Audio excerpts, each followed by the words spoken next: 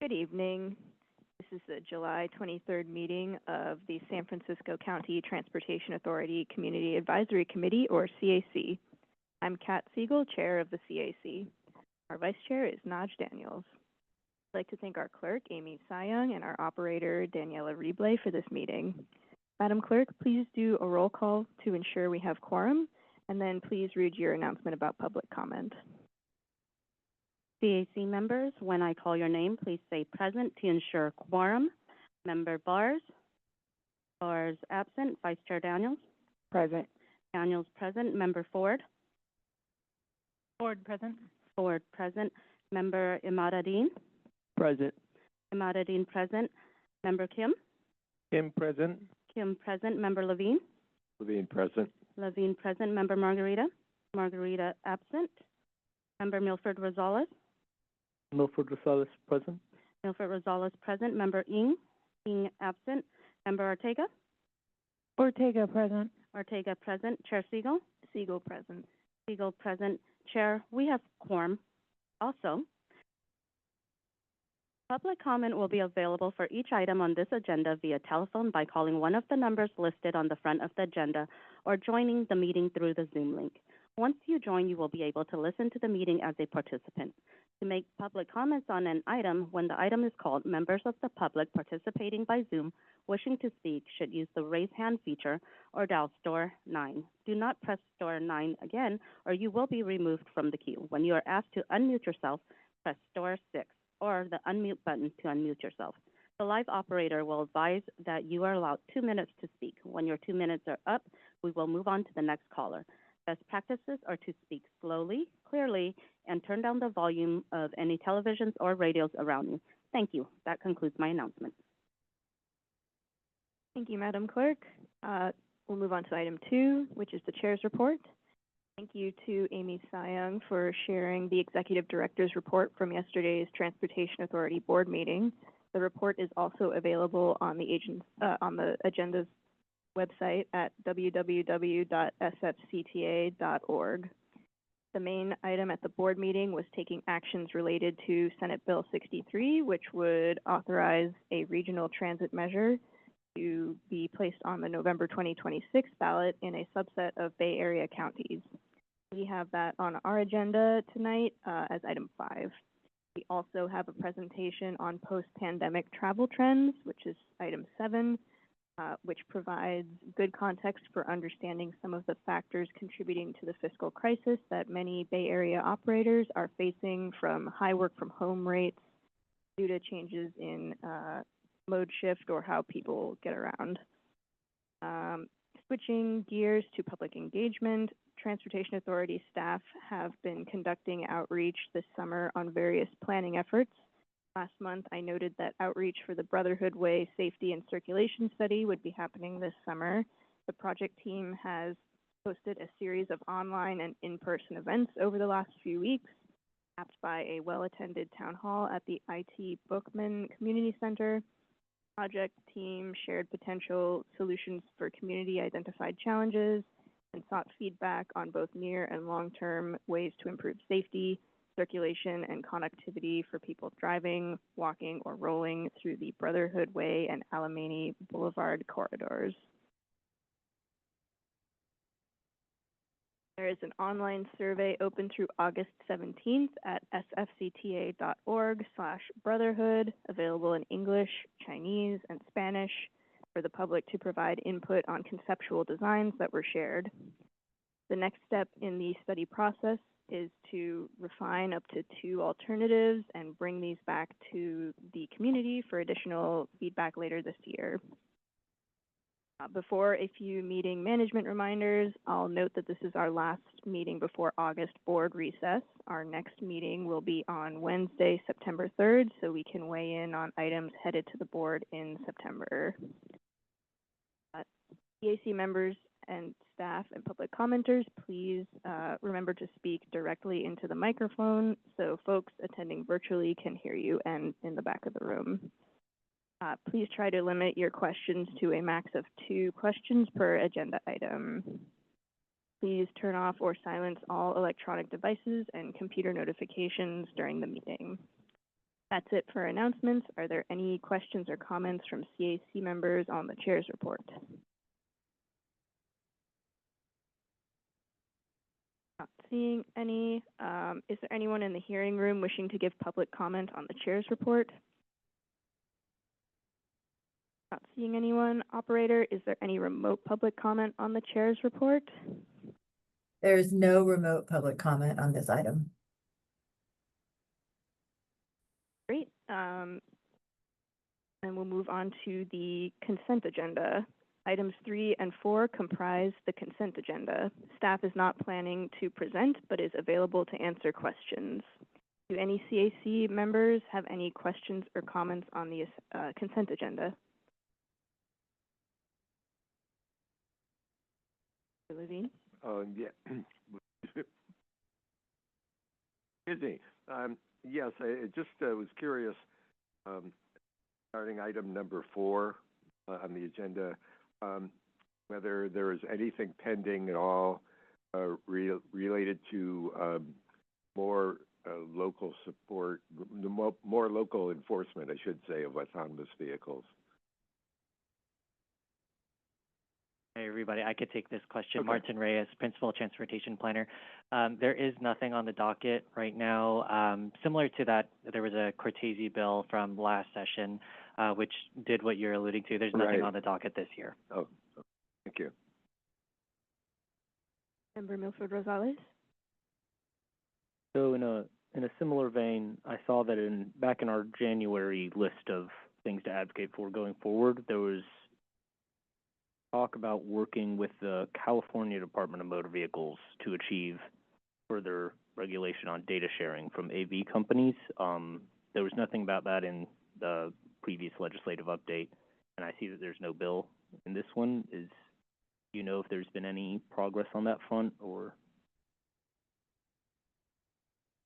Keeping us on your toes, Maria Lombardo, Chief Deputy. We have been reaching out to DMV, but rather than give you not great information, we are anticipating bringing an autonomous vehicle item to the CAC in early September, which directly relates to that. If you have questions in advance, a member of us, let me know, and we'll key them up. Sounds excellent. Thank you very much. Any other questions or comments on the consent agenda? Not seeing any. Is there any public comment in the room on the consent agenda? Not seeing any. Is there any remote public comment on the consent agenda? There's no remote public comment on the consent agenda. Great, thank you. Public comment is closed. May I have a motion and a second to approve item 3, the minutes on the consent agenda? Moved by member Milford Rosales, seconded by member Imaduddin. Madam Clerk, would you please take a roll call vote? On the motion to approve the minutes, item 3 on the consent agenda, member Bars? Bars, aye. Bars, aye. Vice Chair Daniels? Daniels, aye. Daniels, aye. Member Ford? Ford, aye. Ford, aye. Member Imaduddin? Imaduddin, aye. Imaduddin, aye. Member Kim? Kim, aye. Kim, aye. Member Levine? Levine, aye. Levine, aye. Member Margarita? Margarita, absent. Member Milford Rosales? Milford Rosales, aye. Milford Rosales, aye. Member Ng? Ng, absent. Member Ortega? Ortega, aye. Ortega, aye. Chair Siegel? Eagle, aye. Siegel, aye. There are 9 ayes. The consent agenda is approved. Great, thank you. We'll move on to item 5, which is reaffirm support for Senate Bill 63 as amended, adopt principles to guide continued engagement, and recommend San Francisco's participation in the regional measure at 1% sales tax rate. And this is an information item. And we have a presentation from Principal Transportation Planner Martin Reyes and Rail Program Manager Jesse Kaler. Welcome. Chair Siegel, it'll just be myself tonight covering for both myself and Jesse. Good evening, committee members. Good to see all of you. I'm going to give a quick presentation on Senate Bill 63. I'll try to move through it swiftly so that we can leave room for ample room for discussion and questions. We took this item to our board just yesterday, and it was an item to be approved on first read. Just given the urgency of this legislation and how quickly it's moving, we thought it was prudent to bring it to the board yesterday, and we did get approval, so we're bringing this information item for you this evening.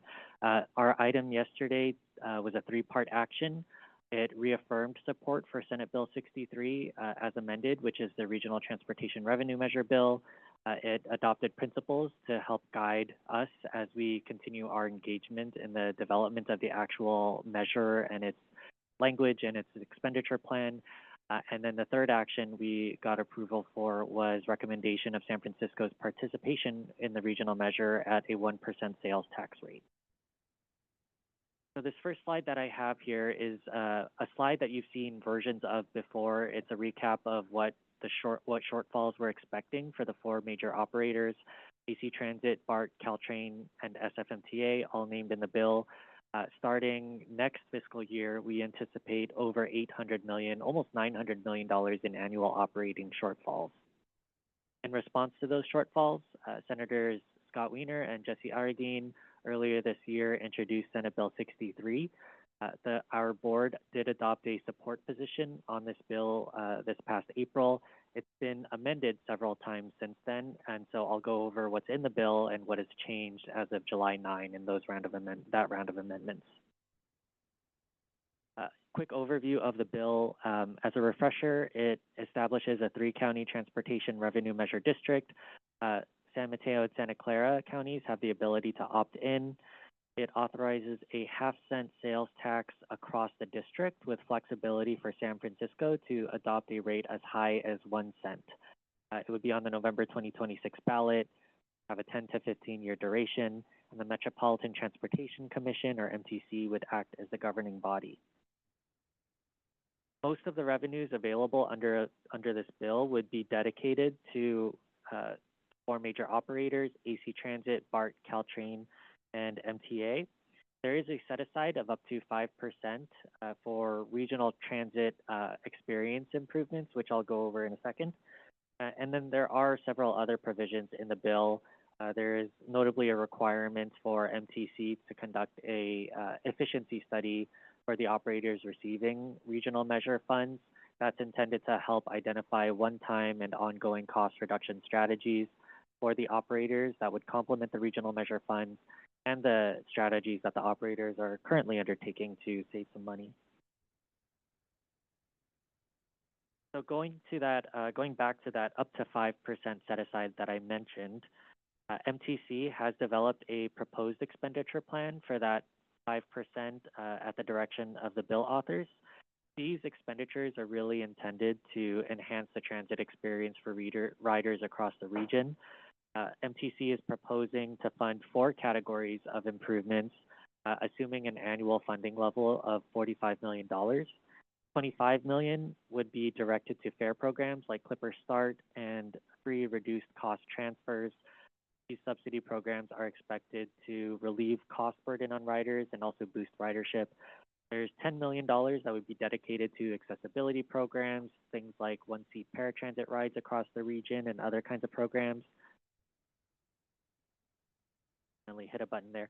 And the last $10 million would be dedicated to transit priority and mapping and wayfinding, improvements that would speed up buses, make transit more reliable, but also make the system easier to navigate. So this expenditure plan was proposed by the MTC Commission in June. We do expect there to be some tweaks to this over the next few months as the expenditure plan is finalized and the amount set aside for this program is actually established.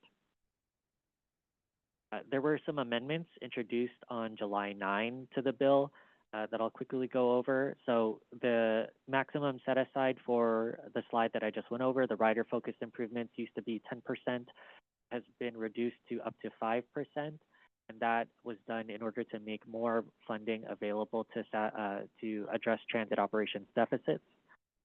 The bill also added the San Francisco Bay Ferry as a recipient of revenue measure funding, and it also modified the bill's language so that East Bay operators like County Connection and LAVTA, they can receive revenue measure funding directly from the district instead of being suballocated funds from the county transportation authorities.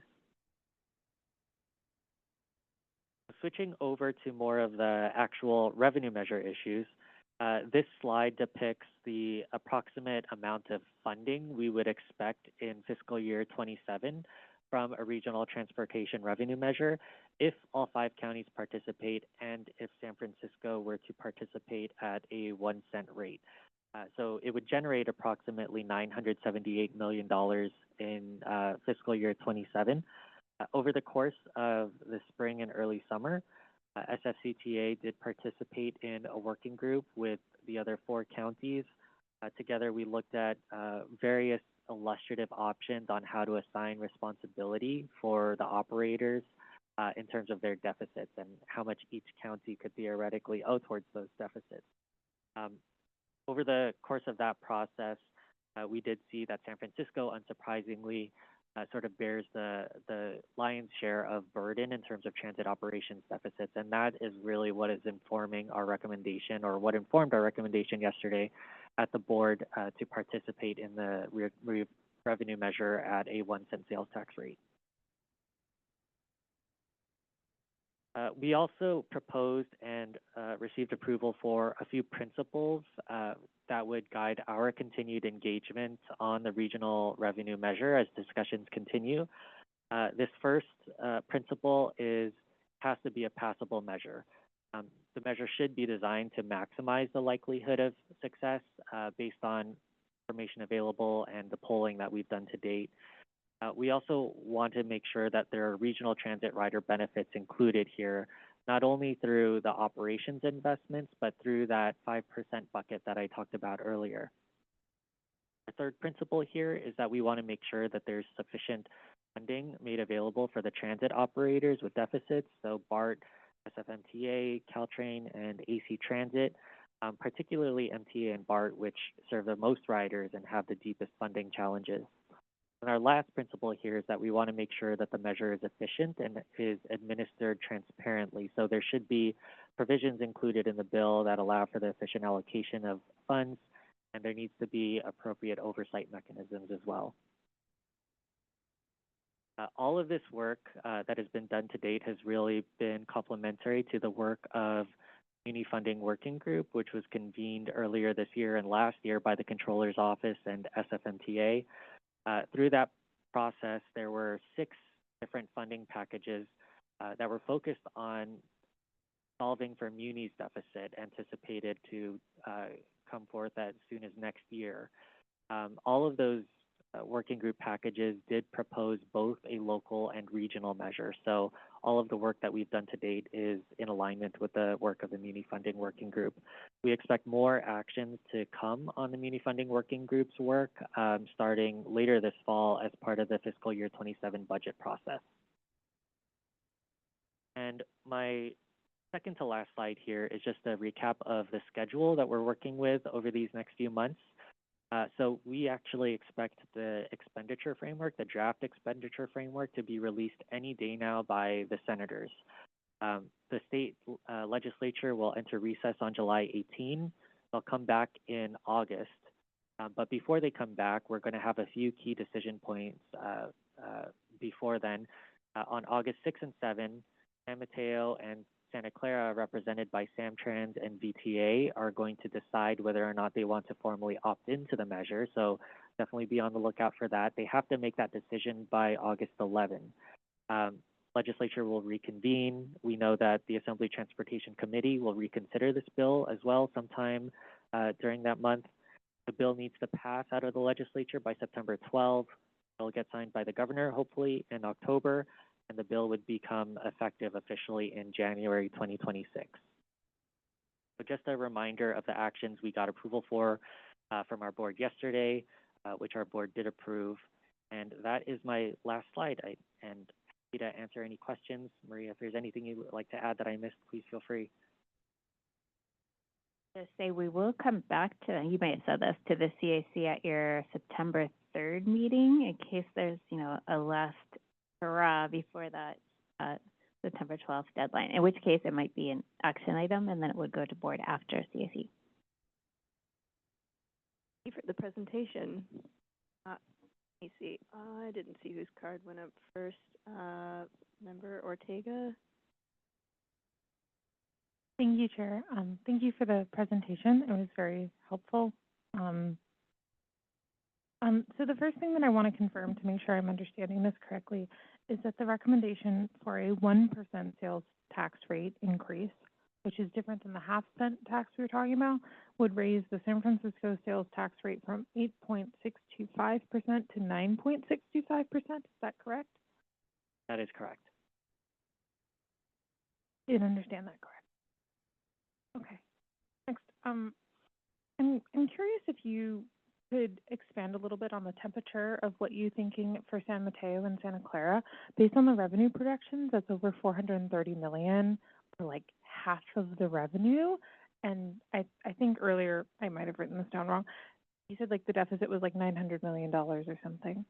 And so that $900 million really needs the $430 million coming from San Mateo and Santa Clara. Yes. So things are looking a lot better this year than they did last year. There have been some positive meetings over the last few months. We're still not at the finish line yet, but on the Samtrans side, Samtrans, who's sort of representing San Mateo in these conversations, they had a very positive board meeting. I can't remember if it was this month or last month, but Samtrans staff basically provided a presentation to their board outlining terms for their potential participation in the measure. They're very open to making contributions to the operators to whom they have some responsibility, including Muni, who provides direct service for San Mateo in its geography. And the presentation was very well received. And so they haven't made their opt-in decision yet, but that is coming in the first week of August, I believe on August 6 or 7. So things are looking good on the San Mateo side. CTA, I would say, is looking better than last year, although a little bit less clear than Samtrans or San Mateo, I would say. As of their last board meeting, VTA was sort of comparing options, and they've asked, their board asked their staff to return with some more information to help inform their decision that they would make in August. They do have a board workshop on August 1, where I think we'll get some more information on how they're feeling about participation in the regional measure.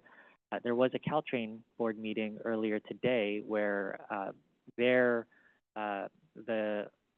responsibility for Caltrain and how much Caltrain would receive in a regional revenue measure was sort of decided on, at least, and voted on by the Caltrain board. So the splits for each county, how much Caltrain would get, and how much of that comes from each county's revenues generated. That was approved earlier at Caltrain, so it's a good sign. Caltrain isn't totally representative of Santa Clara, but Santa Clara is represented on Caltrain, so there was at least some support there.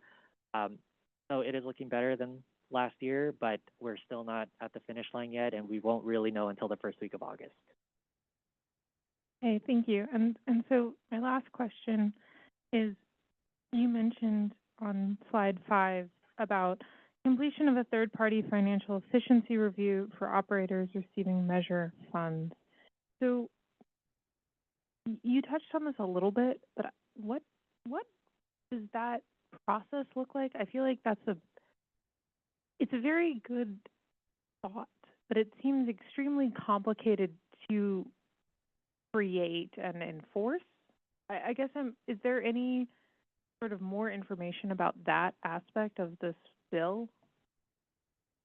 It's a great question. I think this is one of the things that we don't have too many details on yet. I think the bill language is also still changing. There's been a lot of interest from the business community specifically to see this efficiency review brought forward, but there is no scope of work for it yet. So a lot of these details are still to be hashed out. It could be a pretty big undertaking, and we are talking with SFCTA about what this could potentially look like, but not too many details to share just yet.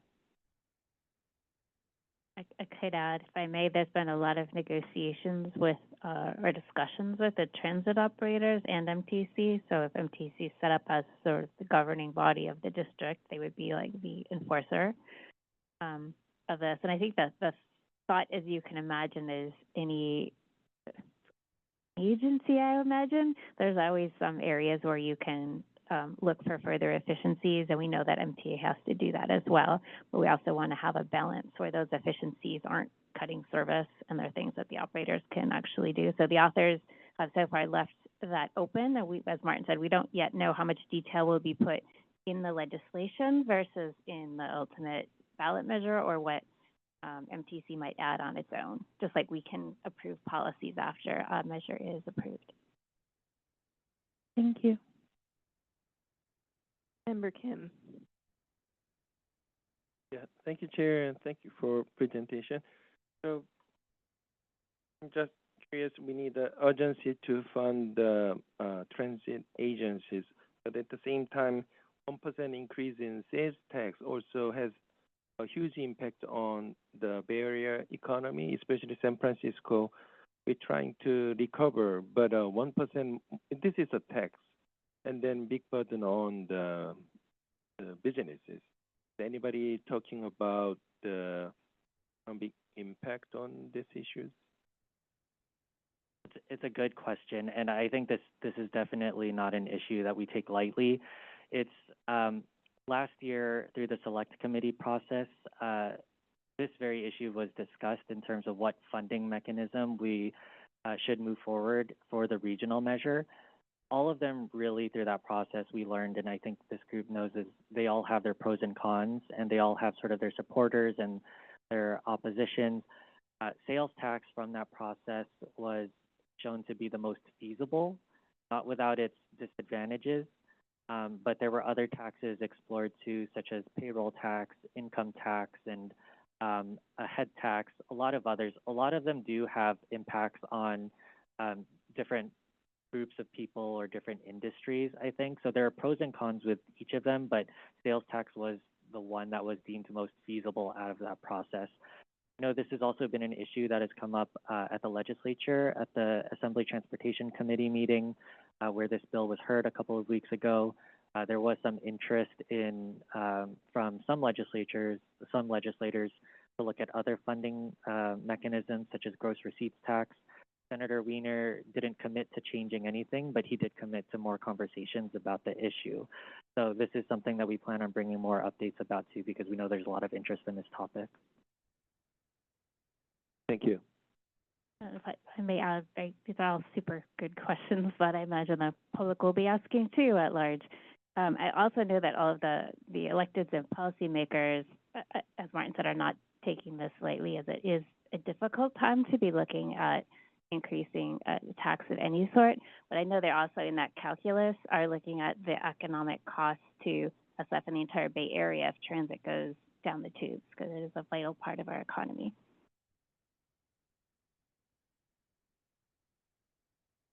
Member Bars. Thank you, Chair. And thank you for the presentation. That was really interesting. I have two questions. The first is about the regional transit rider benefits. So I remembered that originally the goal had been 10% and now it's 5%. You did speak to that, but could you provide a little bit more detail about how that was halved? Sure. It was a decision made by the senators to modify the bill language. There has been discussion sort of outside the MTC and outside of the bill authors' conversations.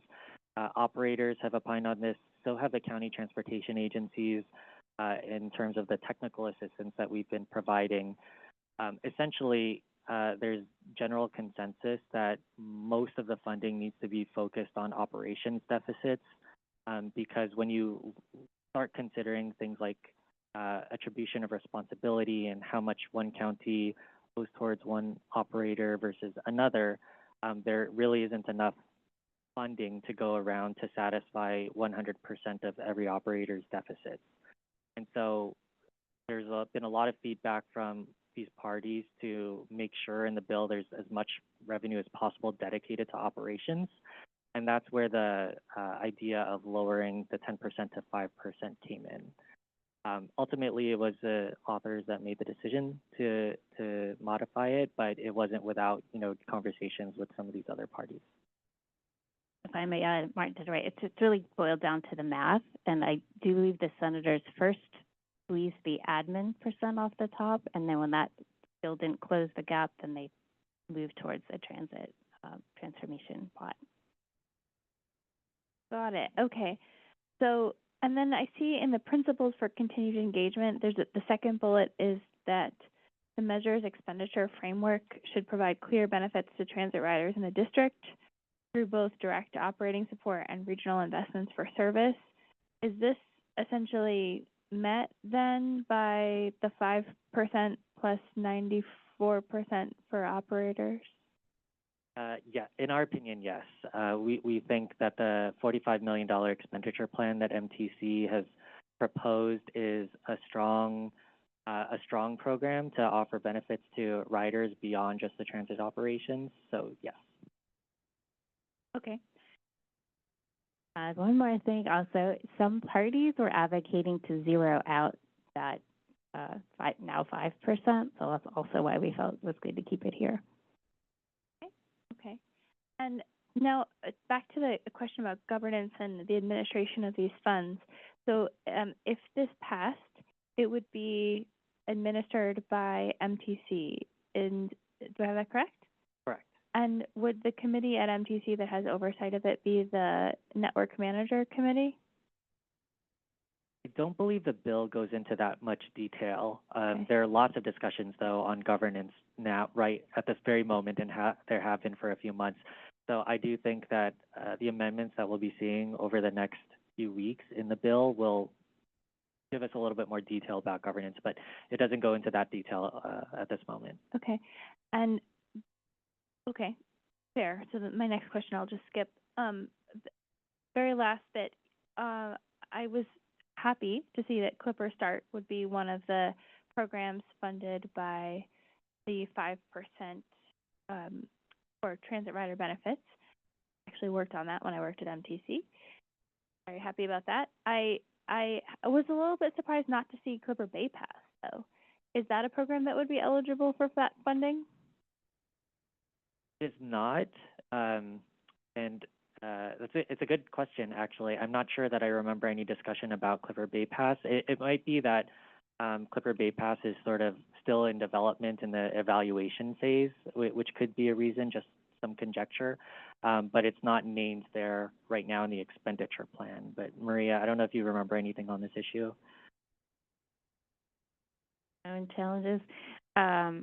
My guess, but we can verify, is that the 45 million just wouldn't be enough for Bay Pass. But to your comment I think you're making is we could look to see if the language allows it to be used for that, and then MTC could decide, is it Clipper Start or right, yeah. Bay Pass. Yeah, that seems like that would be a valuable addition. I mean, even if it didn't cover the full cost of the program. I mean, I believe that that's one of the most transformational programs, at least in terms of generating ridership post-pandemic. So you'd imagine that you'd want to have some of the funding of this be eligible at a minimum, right? Absolutely, but for those who may be less familiar with Clipper Start, that's targeted at lower income individuals, and I think that was pulled out as a priority. Yeah, fair enough. Okay, thanks. Member Milford Rosales. Thank you very much for your presentation. My first question is pretty short, but is there any indication yet as to what mechanism will be used to put a ballot measure on the ballot, whether that'll be placed by county supervisors in the district, or whether we're looking at trying to get volunteers to gather signatures? So this, the bill authorizes MTC to place the measure on the ballot.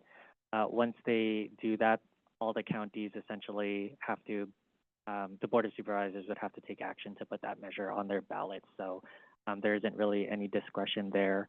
I think what you might be also asking about is, are there alternative routes that could move forward? The bill does allow for a citizen initiative to move forward.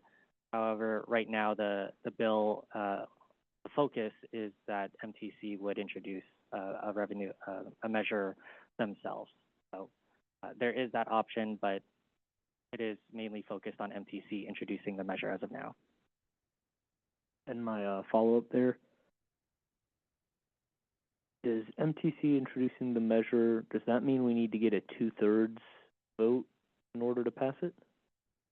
Correct. If MTC places a measure on the ballot, they would need 2/3 majority. Thank you very much.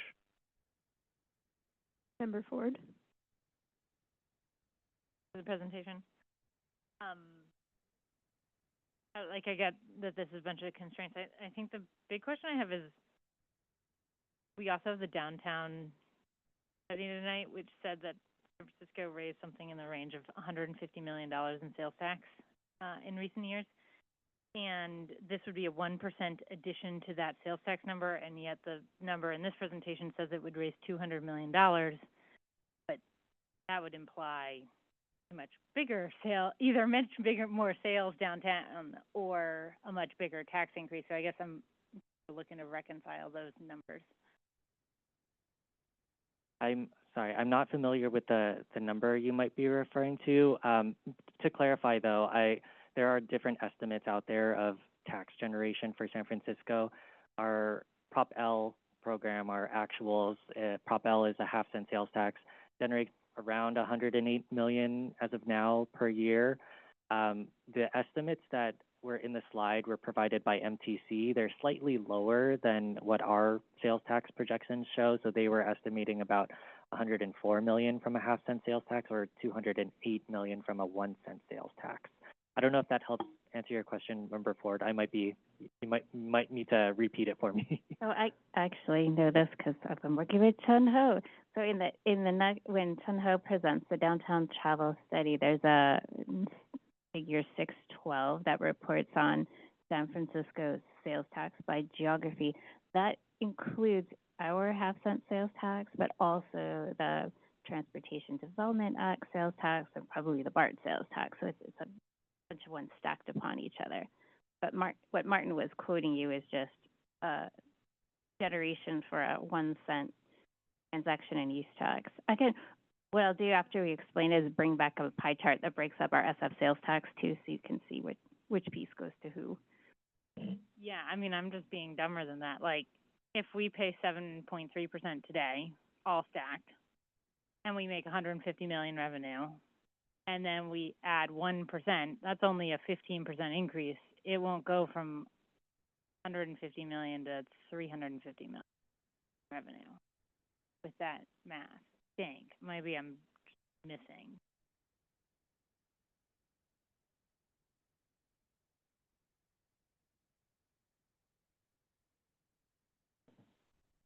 I just need to go read it. I'm just curious if the number in the presentation you're referencing is referring only to the amount of sales tax from the downtown corridor, which might explain the discrepancy, but maybe I just am not following your question. Reading page 57, sales tax in San Francisco was $160 to $165 million per year. That sounds like the total number of sales tax in San Francisco, which is 7%, and it's less than 200 million. So it could be the downtown traffic study is wrong. Like, that's also. We'll get an answer by the time Chun Ho comes, but it's actually higher than 7% in this chart. But let me work on that in the next few minutes for you.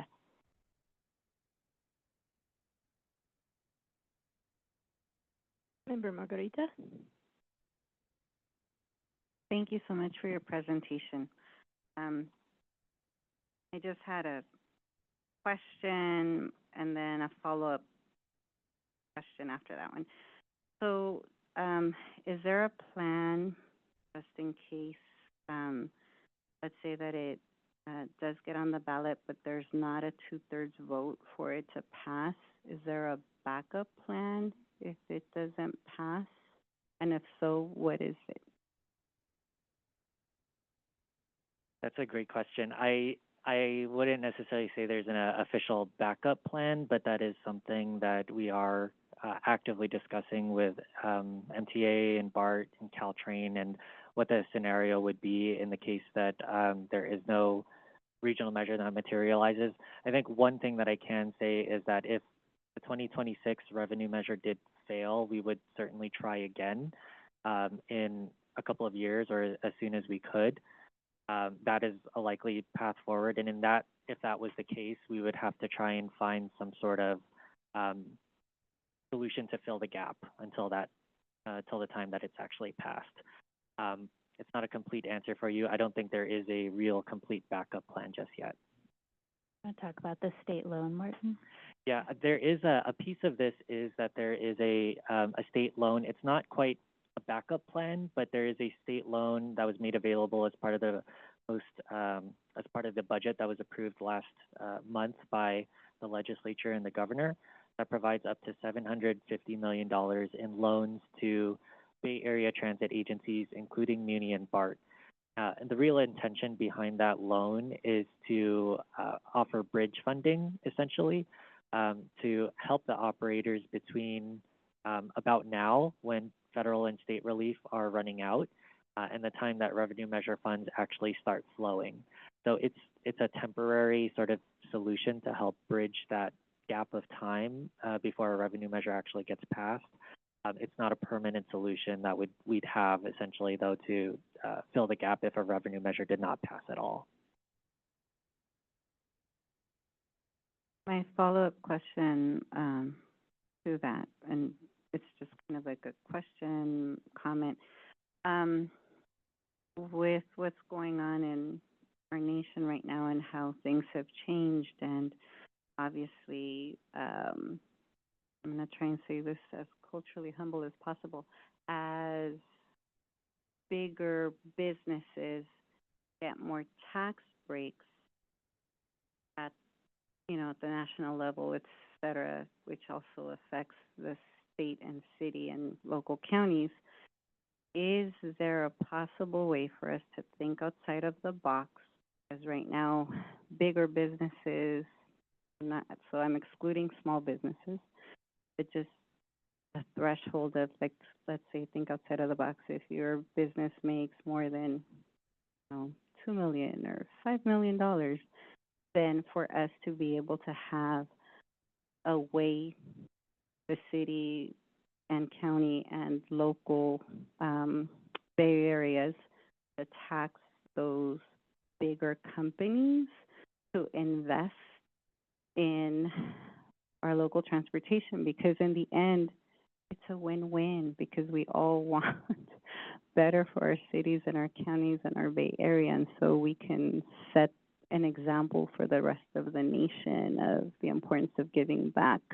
But just to kind of explore that idea and putting that on the ballot instead of like focusing on the heavy load being weighed for people to pay higher taxes, which 1% is a lot, and small businesses, right? That's going to affect them. But if we focus on bigger businesses, again, I'm just throwing it out there, please excuse my ignorance, but just as an example for us to think outside of the box and trying to put a ballot measure there so that small businesses do not get affected, because here in the city and even in the Bay Area, like, small businesses is what makes this beautiful city and the beautiful Bay Area what it is. Again, you don't have to answer a question, I'm just kind of putting it out there. Thank you so much. Thank you, Member Margarita. Member Levine? It's just a question about the vote itself in the counties. Does it require a two-thirds majority, a two-thirds vote from each county, or a cumulative two-thirds vote? It's cumulative. So the individual county vote splits do not matter. It's the total district, how many yes and how many no votes.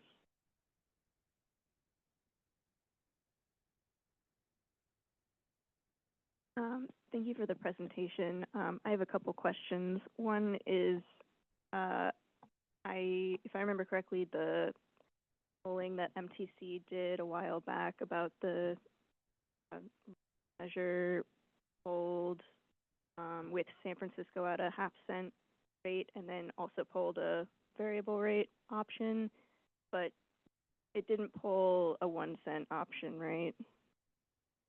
It pulled close. It pulled a 7/8 option. Has there been any consideration of, or has there been any local San Francisco specific polling on the 1 cent rate? We don't have any official plans for polls as of now. We did part of that polling that you mentioned with MTC and the 7/8 cent rate. That was actually done in partnership with San Francisco and SFMTA. So we don't have any plans as of now, but we'll surely give an update to the committee if that changes.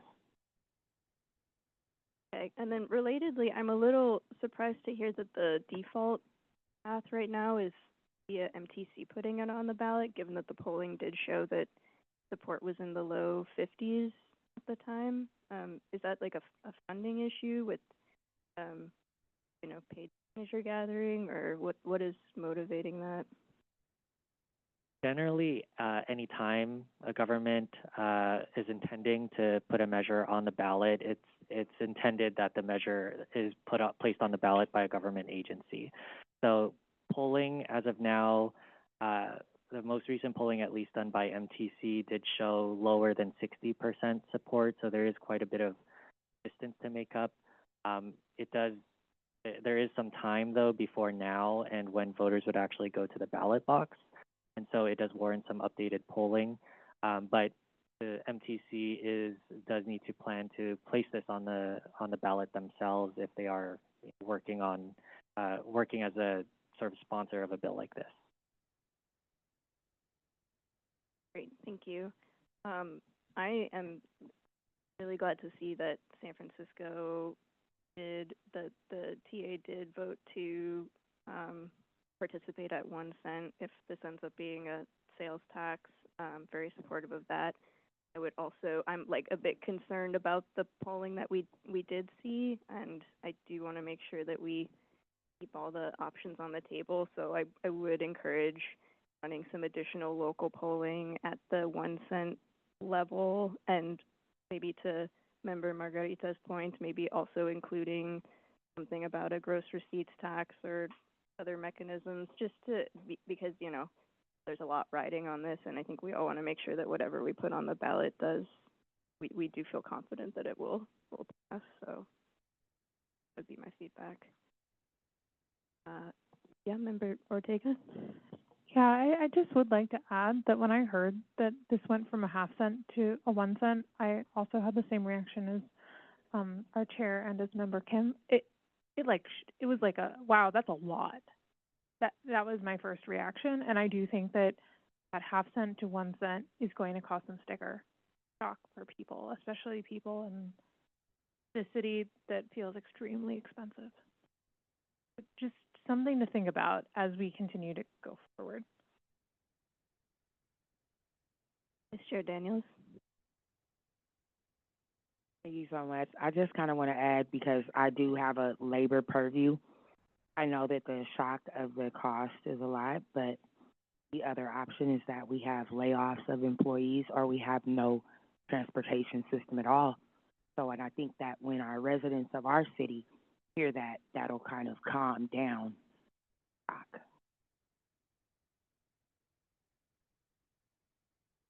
Any other questions or comments from members? Seeing any, is there any public comment in the room on this item?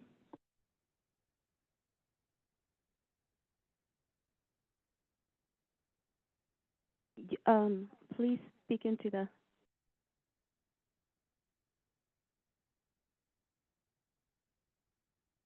Your 2 minutes starts now. I think the last question regarding the 0.5% to 1 cent, I think there's nothing in the presentation that said what is the current sales tax in the individual counties that are going to be voting on this. We currently have something like 8.5 or whatever it is in San Francisco. Go down to Santa Clara County, it's 10% plus. So you're going to add another 1% onto that. That's going to make some people think. So I don't know what the tax rates are in Alameda and San Mateo counties, but I'm sure that they are quite a bit higher than what they are here in San Francisco. So that needs to be divulged, and saying at the county level what that tax rate is going to be for each individual county. I will conclude my comments. Thank you. Thank you for your comment. There's no other public comment in the room. Is there any remote public comment on this item? Yes, we have one remote public comment. Roland, go ahead. You can unmute yourself. Thank you. Yeah. So I'm going to try to fill in a couple of the blanks through the letter that Senator Wiener wrote this morning. First of all, on governance, it's going to be a subset. It's not going to be the full MTC commission. It'll only be representatives from the 5 counties that are opting. There is no Clipper Bay Pass on slide 6. That's because the transit transformation was cut in half from 10 to 5%. And then let me quickly walk through the dollar amount of who is getting what. BART's getting $330 million, which is 31%. AC Transit gets 51, which is 5%. Muni gets $170 million, which is 16%. Caltrain gets $75 million, which is divided in 32.5 for San Mateo and Santa Clara. San Francisco contributes $10 million. Alameda, it's 5.2 million. Contra Costa, 15.75. And then that's for the appraisers. But then there's additional funding for the TAs. ACTC gets 10.26 million. The CCTA gets 26.5 million. The SFCTA gets 0. That's basically because everything went to Muni. San Mateo gets $50 million, and VTA gets a whopping $264.7 million. That's annually. And we all know where that's going to go. That's going to go straight, excuse me, that's going to be straight down the BART money pit. And the last comment is Santa Clara is 9.35, and that's going to be 9.875. Thank you. Thank you, caller. There's no further remote public comment. Great. Public comment on this item is closed. And then this is just an information item, right? Okay, great. Well then, thank you so much again for the presentation. Really appreciate it. We will move on to item 6, the Budget and Legislative Analyst's Economic Costs and Fiscal Impacts of Traffic Collisions in San Francisco Policy Report. This is an information item, and I'd like to welcome Fred Brousseau, Director of Policy Analysis with the Budget and Legislative Analyst's Office, to present this item, which had been requested by Member Bars. I'd also like to recognize Ruben Holliver, his colleague, who is also in attendance. Welcome.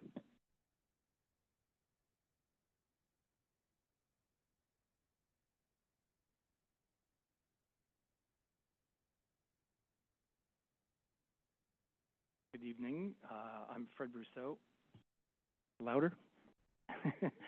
I'm Fred Brousseau from the Budget and Legislative Analyst's Office from the City and County of San Francisco.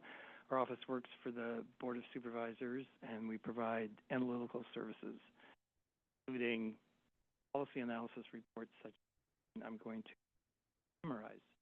And these reports are requested by individual members on a wide range of topics. In this case, the request came from Supervisor Melgar, chair of your board, and she asked us to estimate the economic costs and fiscal impacts of traffic collisions on the economy of San Francisco. To do this, we started with a national study prepared by the National Highway Traffic Safety Administration that performed this kind of analysis on a nationwide basis and published a report on it in 2023 based on 2019 data. So one of the interesting conclusions from that report is that 53% of vehicle crashes, 32% of injuries are unreported. So we got the total number of collisions in San Francisco from a combination of the police department and Caltrans, state highways, and applied those unreported percentages to our actual crash data. And we're covered a 5-year period from 2018 through 2022. Came up with the numbers you see on this slide for numbers of crashes, vehicles damaged incidents, number of injuries, and number of fatalities. Shows you the approximately 93,000 crashes over the 5-year period, or 18,560 on average per year. The cost of these crashes compared by the federal study shown on this chart, economic costs, low of $5,251 for vehicle damage with no injuries, up to a high of $1.6 million for vehicle crashes where there is a fatality. And then we have the cost per injuries also shown there, which depend on the severity. And the totals that was summarized and identified by the National Highway Traffic Safety Administration was $339.8 billion this for the nation as a whole. So using their model and their results, we then applied it to the crash data we have for San Francisco, including the unreported incidents. That's summarized in this table with the total costs broken out here by the different categories of if it was vehicles damaged, if there were injuries, and if there were fatalities. You can see the costs, number of incidents, and the average cost per incident. All told for the 5-year period, this totaled $2.14 billion for San Francisco. We then took that amount and adjusted it for increases in cost of living through 2025 and, to 2024. And that's what's shown here as the $2.5 billion. Using the national data, again, just so you can see distribution of these costs, and that's what's shown here. The big chunk of it, the biggest chunks are property damage and market productivity. Market productivity means lost wages, for example, business interruptions related to the collisions and the results of the collisions. And they also estimated cost of congestion, that's lost time or lost productivity for people stuck in traffic or stuck because they've been in a collision. Medical costs, of course, household productivity, lost wages, in other words, insurance administration, legal costs, other workplace costs, and emergency medical services. So that's the distribution, again, on the national level. We assume a similar distribution could be assumed in San Francisco. Of these costs, over half are paid by private insurers, 23% paid by individual crash victims, 14% by third parties, and 9% by public revenues. Those public revenues include federal, state, and local, so we're narrowing it down to estimated 3% for state and local and 1% by city or local government. In terms of those city costs, I did get data from the city attorney's office on claims and litigation costs and the cost for traffic safety initiatives, and that's summarized on this slide. So for the 5-year period, the city paid approximately $61.4 million in settlements and judgments from claims and litigation related to traffic collisions involving city vehicles, or an average of $12.4 million per year. Additionally, the city paid $243,500 in settlements stemming from collisions related to the city's street design and infrastructure. In terms of costs for traffic safety initiatives, fortunately, that is not tracked by the MTA. We have total costs for street-related activities, which is shown in this next to last bullet point, $85.8 million in fiscal year 24-25. But of that, $54 million is for traffic enforcement, 33, some of which could be used for initiatives to reduce collisions.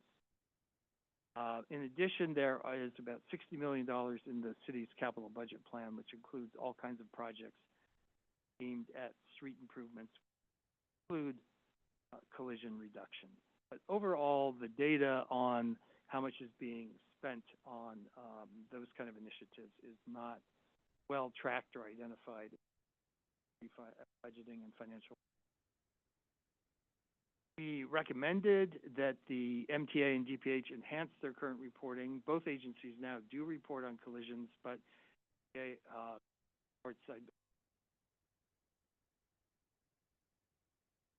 produce those reports not annually. One-off, yeah. We recommended annual reports with this kind of information in it so that the Board of Supervisors, other city officials, folks like you, could see what's going on a yearly basis and stay informed on totals and trends. And then we also recommended that the MTA or other city staff prepare estimates for the board on the cost of well-tracked or determine how much is being spent and see how that compares to traffic collision, injury, and death data. That is a quick summary. Ruben and I can answer any questions and provide greater.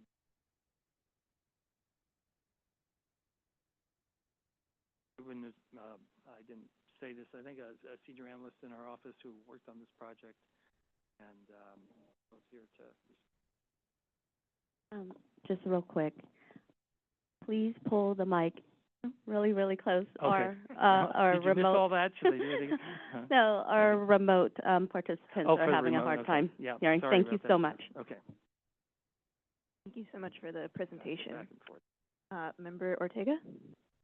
Hi, yes, thank you for this presentation. The first thing I wanted to share is just a small tidbit on why I am unsurprised by the fact that a large number of accidents go unreported, and that is that when I was involved in an accident in San Francisco, it was at a red light.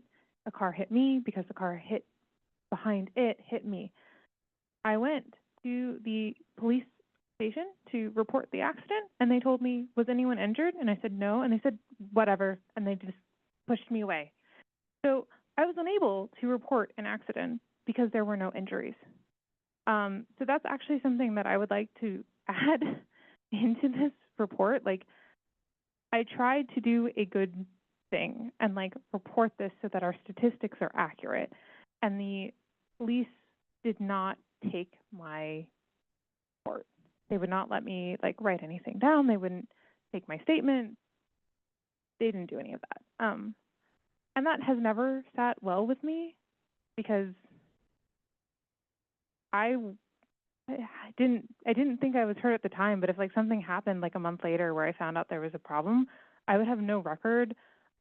Like if my insurance decided to fight me, I couldn't use a police report that I had written. Like it just leaves a lot of gaps. And I feel like while there are a lot of reasons that people may not go to the police to report a traffic accident, and I'm not trying to say that it has to, be 100%, if people go out of their way to try to report these accidents so that the city has better statistics on roads in areas that have problems and it's not being taken seriously, that's still a problem. So with that comment, I actually had a different question, which was you made a note here that the city paid $243,500 for a settlement regarding collisions related to the city's street design and infrastructure. And I was curious about what that case was or what those cases were. That seems odd, I guess. It just stuck out. And I'd like to have a very brief, but a little bit more detail about that.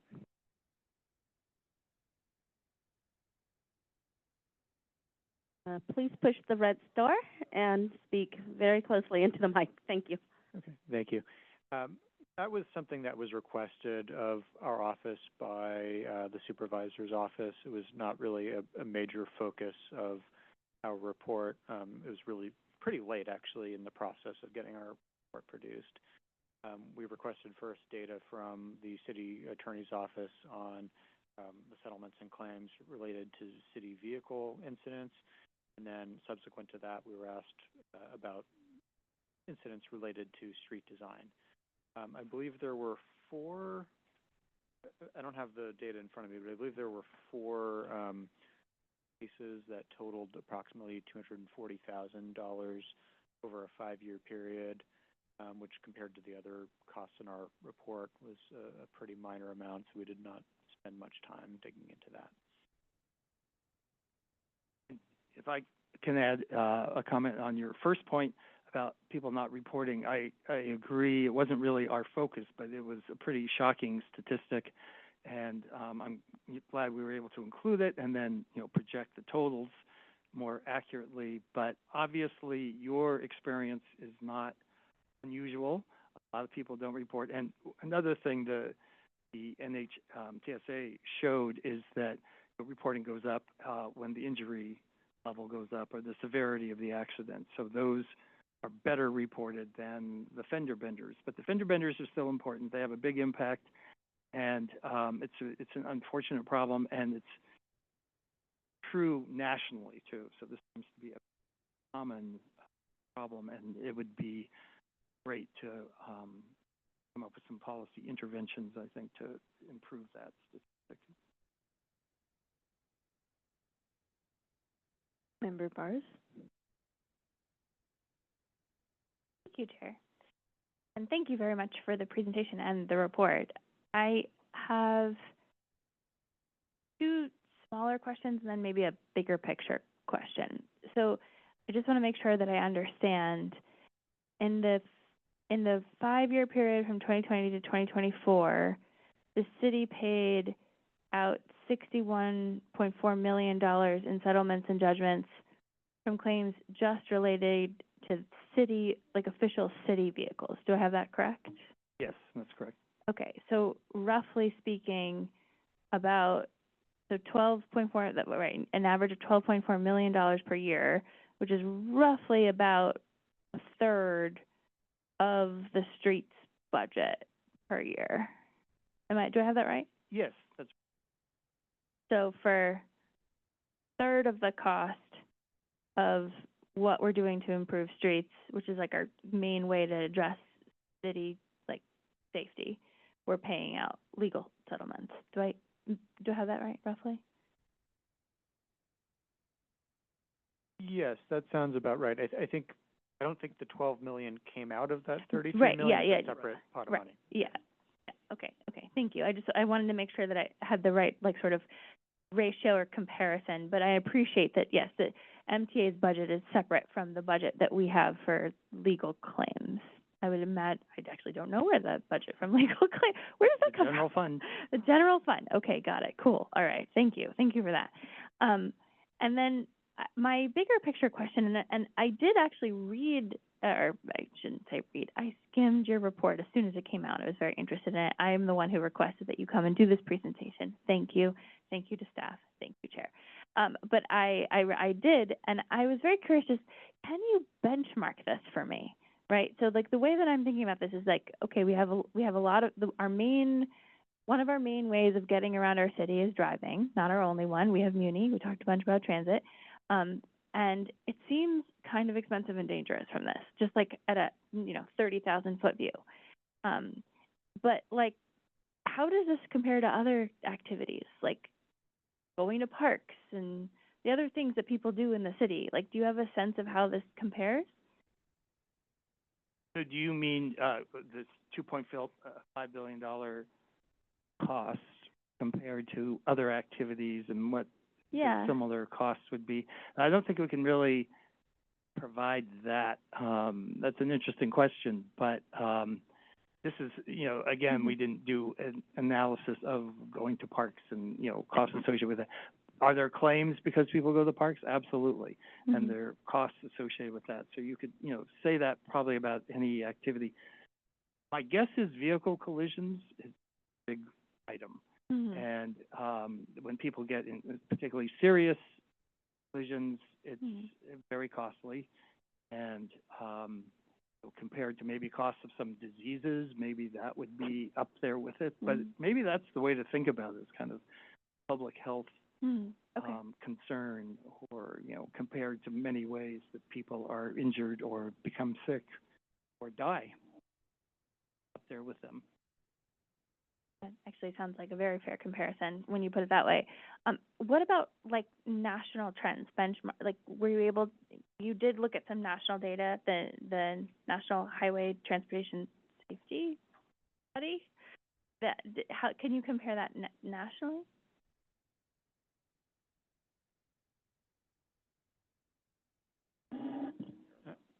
Trying to find it, but we did report on, oh, here it is, on a per capita basis. So in our study, we did not, it's very possible that our estimates were an under count for San Francisco. It is a high cost of living area. We use the national averages, so it's not perfect. But in terms of the actual crashes themselves, so on a per capita basis, San Francisco had 1,064 crashes, reported crashes, 544 reported injuries, and 3.9 fatalities per 100,000 population, which was below the national averages. The national averages were 3,100 reported crashes, 934 reported injuries, and 11.1 fatalities per 100,000 population. Thank you. Thank you for that. Vice Chair Daniels. Good evening. Thank you, Chair. Thank you for your presentation. I really just have a comment. It may be not the most favorable comment in the room, but from the information that this study provided, it seems like the policy options or the recommendations to the Board of Supervisors requesting that they are taking a better look at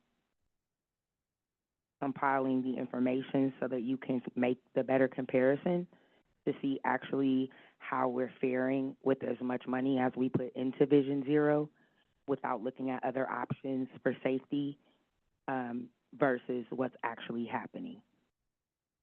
And sometimes, I mean, as a resident in the city, and we're facing this deficit, and it's going to probably get worse for us, I'm just a little concerned at the stewardship of the finances of the city. And I know that it is important for everyone to be safe, whether you're driving a car, whether you're walking, but I'm really hopeful that the Board of Supervisors will consider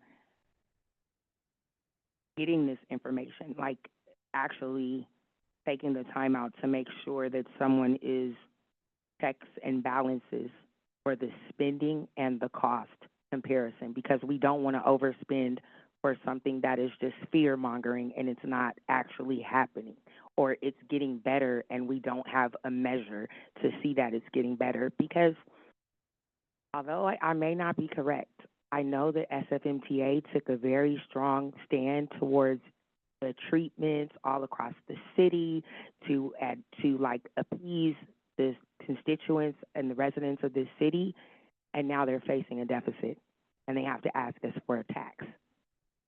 And so I'll leave it there. Thank you. Member Kim. Thank you, Chair, and thank you for presentation. I have a question. When you collect this data, did you see kind of surrounding factors. For example, high injury network versus residential area or congestion rate.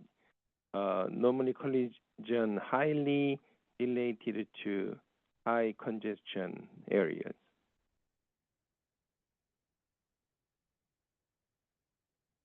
Goes off. The relationship between the congestion and collisions. Yes, we were asked to look into congestion, but more so macro level. We didn't look at specific neighborhoods within San Francisco or anything like that. But generally speaking, yes, greater congestion. There have been various studies that have been done nationally, internationally, that found that higher congestion does lead to more crashes. And it's actually somewhat of a U-shaped curve is what they found. So very low congestion where you know, traffic is moving freely. The traffic rate is relatively high, or sorry, the collision rate is somewhat high. As congestion goes up a little bit, collisions go down slightly, but then when congestion gets higher, then collisions go up. So it's somewhat of a U-shape, a concave relationship is what some of these studies have found. Yeah, so thank you for explanation. So I believe so. So this accident, we have to see two different things. Should we have more calming measure or safety measure, or maybe we can focusing on more flow or car traffic flow is smoother. Like as you said, if we put really lot of measures so bother car flow, it might cause more collisions. But we never know. We guessing, especially MTA guessing, just more measure help reduce the collision, but we didn't study the other way. Maybe too many calming measures and stop, reduce the rain, make the drivers nervous, might cause more collision. But hopefully this study is not only for one side stuff. We have to see, carefully review what really caused the car accident, not just guessing. So sometimes less stuff help the mitigate the impact. But yeah, I'm really request Supervisor Mia Margaret request this study, but we may need to carefully review what's the real cause, not only just big number. Thank you. Member Levine. Thank you. I was just curious. I know that this is primarily an economic and an economic report, a fiscal report, but was any study done at all about the types of vehicles involved in these crashes, whether they were autos or the percentage autos versus, say, motorcycles, bikes, autonomous vehicles, skateboards with, the battery-powered skateboards or other conveyances that go along maybe in the bike lanes themselves? No, unfortunately, we don't have that information. And, that exists somewhere. It would be great to get it and analyze it. Yeah, but that was not part of the information we had to work with. Member Marguerite. Oh, I'm sorry. Member Imaduddin. Thank you once again for the presentation. Just want to agree with Member Daniels and her comment of a little bit concerning that this data is not being actively reported as much as it should. I guess just a question would be, is there like a website or something that we can actively see this data more live, or is there something in the works that could maybe be done? So So the Open Data SF site does have an ongoing database that is updated pretty regularly. That being said, it's just basically like a data set. If you need to be at least somewhat competent at Excel to try to figure out what sort of the trends are with it. Otherwise, it's not particularly user-friendly. MTA, as I mentioned, they did produce a report. I believe it was in 2024, and then I think in 2023. And then at some point, I believe after our report was issued, I believe they did another report. So I think maybe they're doing it every other year or something like that. Gotcha. Thank you. Member Margarita? Thank you so much for the presentation, and thank you to Member Bars for asking for it and requesting it. I want to kind of add to what Member Levine was asking and stating. If when the accidents occur, if we can, and obviously I'm coming from the social worker perspective, because I love to, okay, when I see a problem, I want to solve it. That's the goal, right? How can we solve this problem? And so is there a possible way, instead of, it's okay, of investing on the top-heavy management per se? It's probably not going to be a liked comment, but of any organization, right, of management, and instead invest in a qualitative assessment at the time of the accident when it is reported to see, okay, what are the factors that caused this accident, including, you know, having a mental health assessment, an alcohol assessment, asking about, you know, any stressors, the rent, how many jobs does this person have? Because if we invested the money in the people of the city and county of San Francisco, instead of investing in, you know, the top-heavy management of organizations, et cetera, we can give a breather to the people of San Francisco who are working 2 to 3 to 4 jobs, trying to, you know, get to their midnight jobs, whatever, not sleeping 2 to 3 hours, getting to their other job, trying to get their kids to school. I mean, it's such an expensive city, as we know. I'm speaking to the choir. But if we can invest that money in the people of the city and county of San Francisco who live here and work here, I feel like maybe possibly accidents would go down and we would have healthy drivers. If we invest in mental health services instead of cutting them. And so it's all interconnected. And I feel like we have the answers to these problems, and the goal is to solve them. And so I feel like we need to just act on that. Future generations are waiting for us to just act on that. So it's not per se a question, it's just a comment for us to invest the money in a different way so that we can try and solve the problem and give a breather to the people so that there's less stress on their plate and they can just like really focus when it is that they're driving a bike or walking or driving a car or whatever it is that they're doing. Thank you. Just to comment on that, because we were very happy to pull this data together and come up with this and be able to come up with a number of policy discussions, but it just raises so many more questions, and exactly what you're getting. Why are they happening? What kind of vehicles? You know, what are all the factors that go into it? Where are they? Anyway, you could go many, many levels with this. This is kind of one way of framing it, but there are a lot more questions. I hope there's going to be a lot more work done on this topic to get it raised. And just to add to that, if there's any students out there that are getting their bachelor's, master's, doctorate, this would be a great study for research.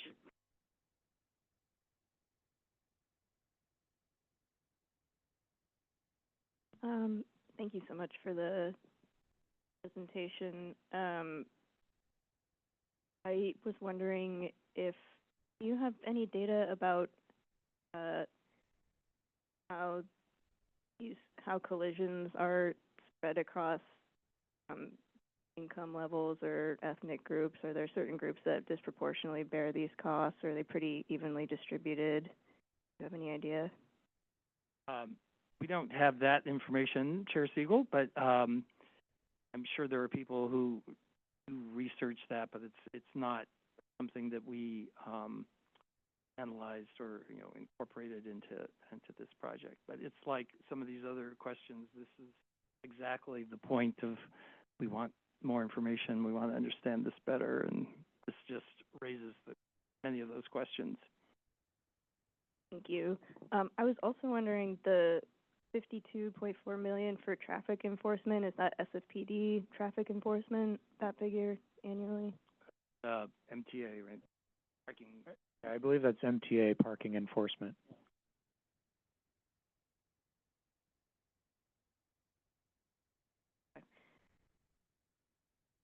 So that's not always necessarily like directly related to like your. No, I mean, if you're thinking of, officers stopping speeding drivers and so forth, that would be the police department budget, not. Okay.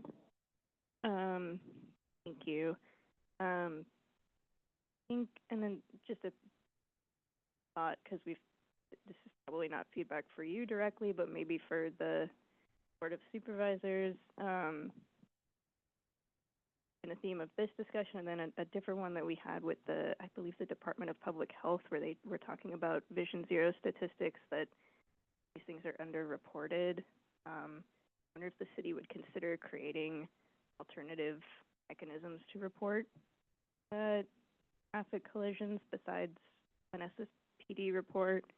We know that there are reasons why people might not want to report something to SFPD. We know that it's difficult to do that. I wonder if we could get some better data, if there were other ways to report traffic collisions to better estimate the economic impact. So I don't know whose purview that would, or what legal considerations there are there, but it might be something for the city to do. There are no other questions or, Member Margarita? I'm so sorry. Thank you so much, Chair. I'm actually going to piggyback on your comment. Again, it's just to continue to think outside of the box, because when our chair mentioned the SFMTA parking enforcement, and I don't know if everyone's aware of, I'm assuming they are, about the 2-hour parking limits that they're putting on low-income, no-income, impoverished families who are living in trailers. I mean, again, what are we doing here? We're adding more stress to low-income families who are just trying to live, right? And so I know this was brought in by Supervisor Mulgar and Member Bars, but again, if we want to solve problems together as a community, we need to really think outside of the box and not criminalize poverty, because again, that would be another stressor of trying to force families who are living in trailers just because they're poor, who are working hard 2 to 3 jobs and trying to survive. Again, that's an example of how that's a stressor if we're forcing families to move every 2 hours. But then again, we have other neighborhoods who are vocal, who have businesses that were like, no, we don't want parking meters here. So guess what? There's not going to be parking meters there. They just happen to be of a different income. So again, what are we doing here? We owe it to future generations to really think outside of the box and not put more stress on low-income and no-income families. Yeah, thank you.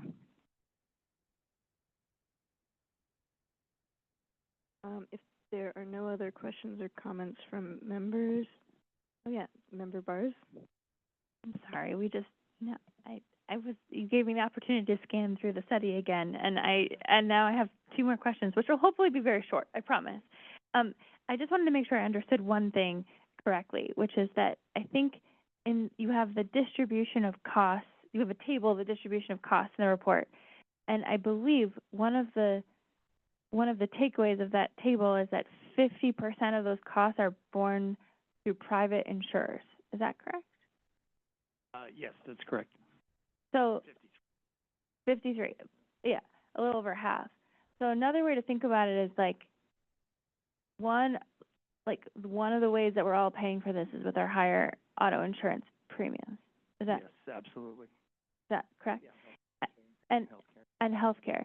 And is there any evidence that shows a correlation there? Or no? You mean to actually quantify what the impact would be? Not that I have seen. There may be some logic is right that if insurance is paying for this, well, who's paying for insurance? And yeah. I mean, it's well, my insurance has gone yeah. up. So okay, all right, thank you.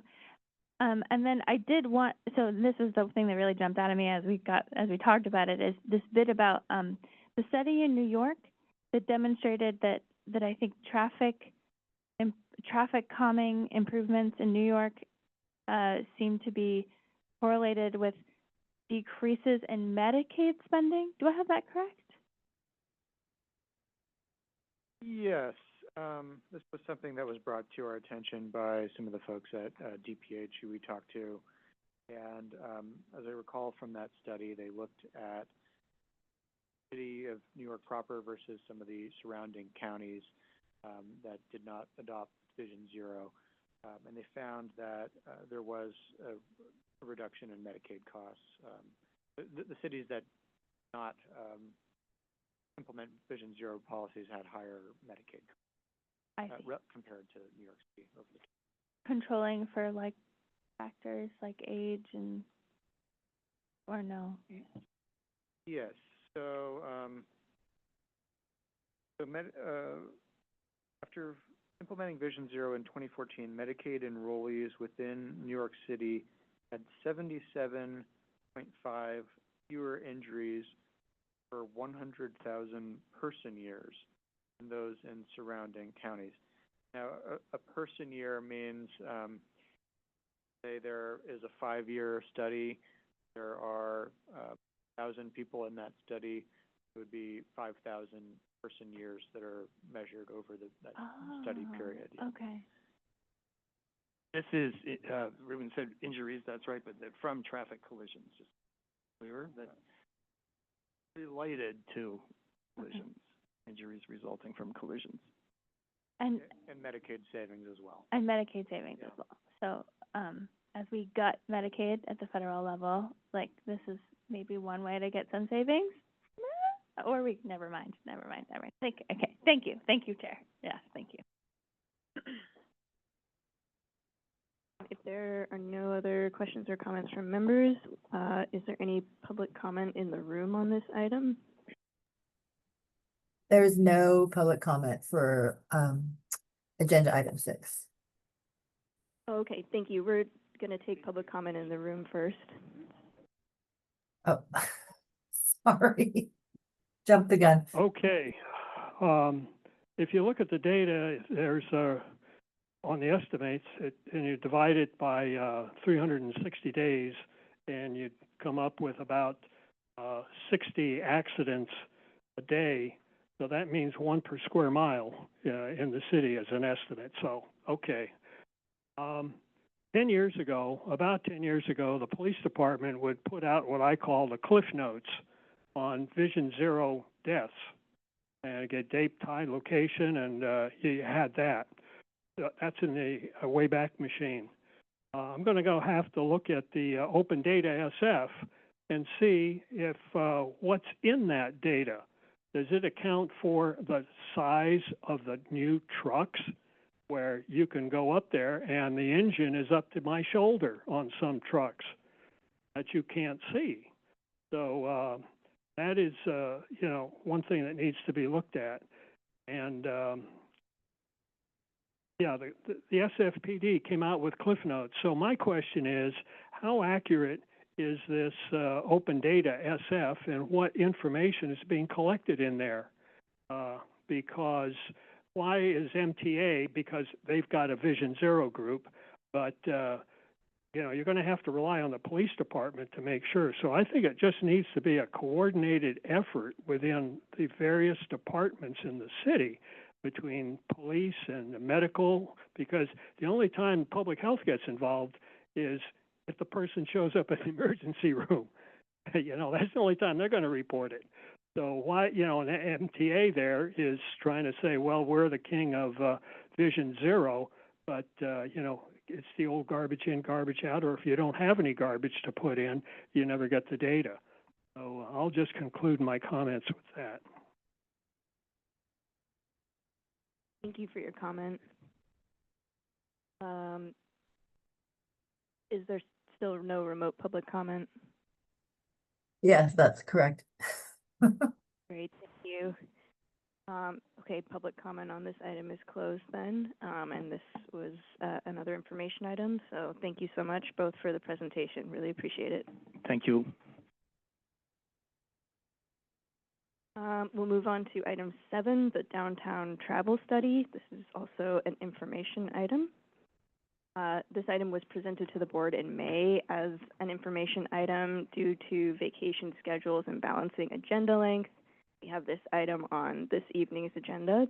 Questions about post-pandemic travel patterns come up frequently in our conversations on this body.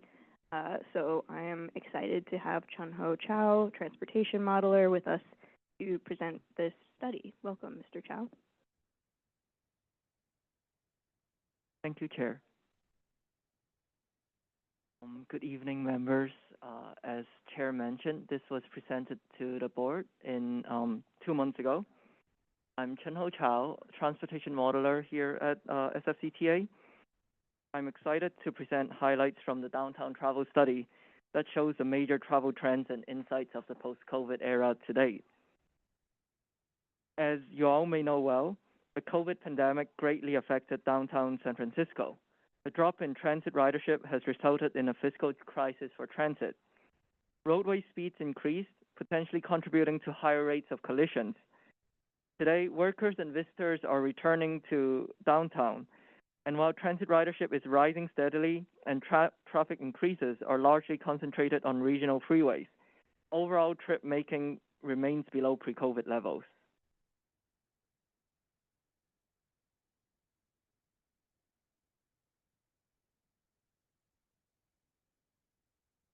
I will first present some travel trend findings, then briefly talk about population, employment, visitor, and economic background.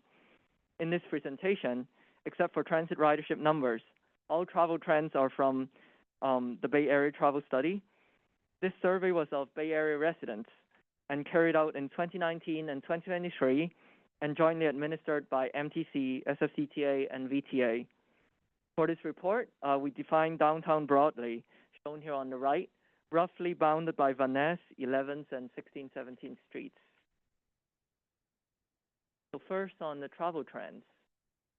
Trips to, from, and within downtown dropped by 46% between 2019 and 2023, as you can see on the rightmost column. While trips in the rest of San Francisco and the rest of the Bay Area dropped by 25%. These trips include all modes, such as automobile, transit, walk, bike, taxi, and TNC. Now for trips with either the origin or destination in downtown. In terms of the number of trips, half the decline in downtown trips was due to a drop in intra-downtown trips. The other half of the decline in downtown trips were evenly split between drops in trips from or to the rest of San Francisco and from or to the outer Bay Area counties. In terms of percentage decrease, trips from or to other counties had a sharper drop than trips from or to the rest of San Francisco. For this and the following graphs, the y-axis depicts the number of trips, and the percentage numbers at the arrow tips shows the shares in each survey year. While the number of trips declined for all modes of travel, the relative share of trips by mode is now different. For instance, even though downtown auto trips decreased, which is in the red arrow here, its mode share increased from 24% to 37% across all trip purposes, while both walk, bike, and transit trips and their mode shares decreased. If we further break this down by geography, for trips between downtown and outside downtown, drive trips dropped 16%, while transit trips decreased by 57%. Driving has become the dominant mode of transportation for these trips. For trips between downtown and the rest of San Francisco, which is not shown here, transit trips declined by more than 50%, while drive trips declined only 4%. In terms of the number of trips, 69% of the drop in downtown trips is due to a decline in non-work purposes, such as shopping, eating out, and personal business. The work trips had the largest percentage decrease of 66%, from about 360K trips to 120K trips. Half the decline in downtown trips is because of fewer trips being made by non-SF residents, shown here in the gray in the top arrow. The other half of the reduction in downtown trips is due to fewer trips by SF residents. Trips by white and Asian Pacific adults declined much more than other races and ethnicities, shown here in the top two arrows. The top bar here shows the low rates of telecommuting pre-COVID. The share of downtown workers telecommuting 2 or more days per week increased from 14% to 63% in the last set of arrows here.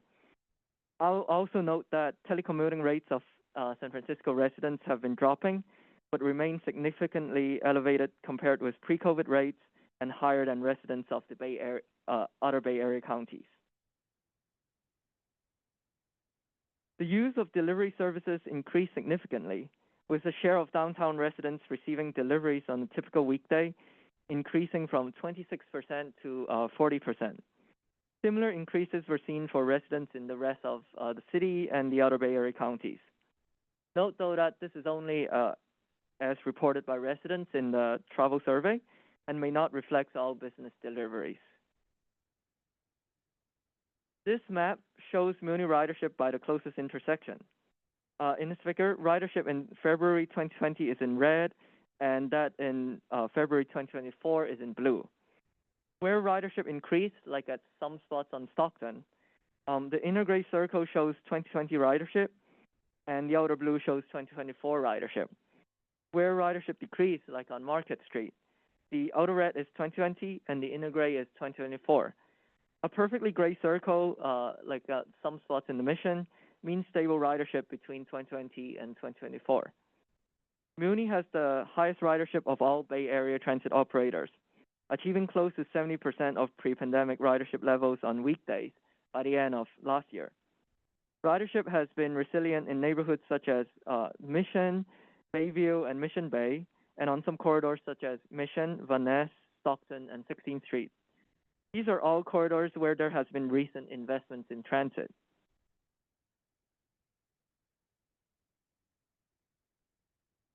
BART ridership continues to recover, though still remaining well below pre-COVID levels. Ridership recovery is more robust on weekends than weekdays, and outside the downtown core of San Francisco than within. Downtown station's ridership recovered to 36% of 2019 ridership by last year for weekdays and 54% for weekends. Caltrain ridership recovered to approximately half of pre-COVID ridership by March of this year, with the Caltrain electrification project contributing to a 37% year-on-year increase in ridership in the first 7 months of service, and is continuing to boost ridership. Continued investments in transit service must be made to keep transit travel times competitive with private vehicle driving trips. Roadway congestions on surface arterials in downtown and San Francisco in general remains below pre-COVID levels. However, average congestion on freeways in SF has returned to pre-COVID levels in the PM peak, despite office attendance at 40 to 45% of pre-COVID levels. So we looked into the origins, destinations, and purposes of drive trips on SF's freeways. Congestion on the I-80 section in downtown reflects an increase in the share of people driving through SF between the East Bay and the Peninsula or South Bay, shown here in the gray in the top set of bars, and decreases in people driving into or out of San Francisco in the green here. For trip destination purposes, the share of trips on this freeway segment in the downtown core with a work destination decline in the pink here. I've mentioned the office attendance rate earlier, so let's transition to look briefly at the population, employment, visitor, and economic background. From 2019 to 2023, SF's population declined by 8%. The Bay Area declined by 3%. In the same time period, employment in SF is 3% lower, while the Bay Area is virtually unchanged.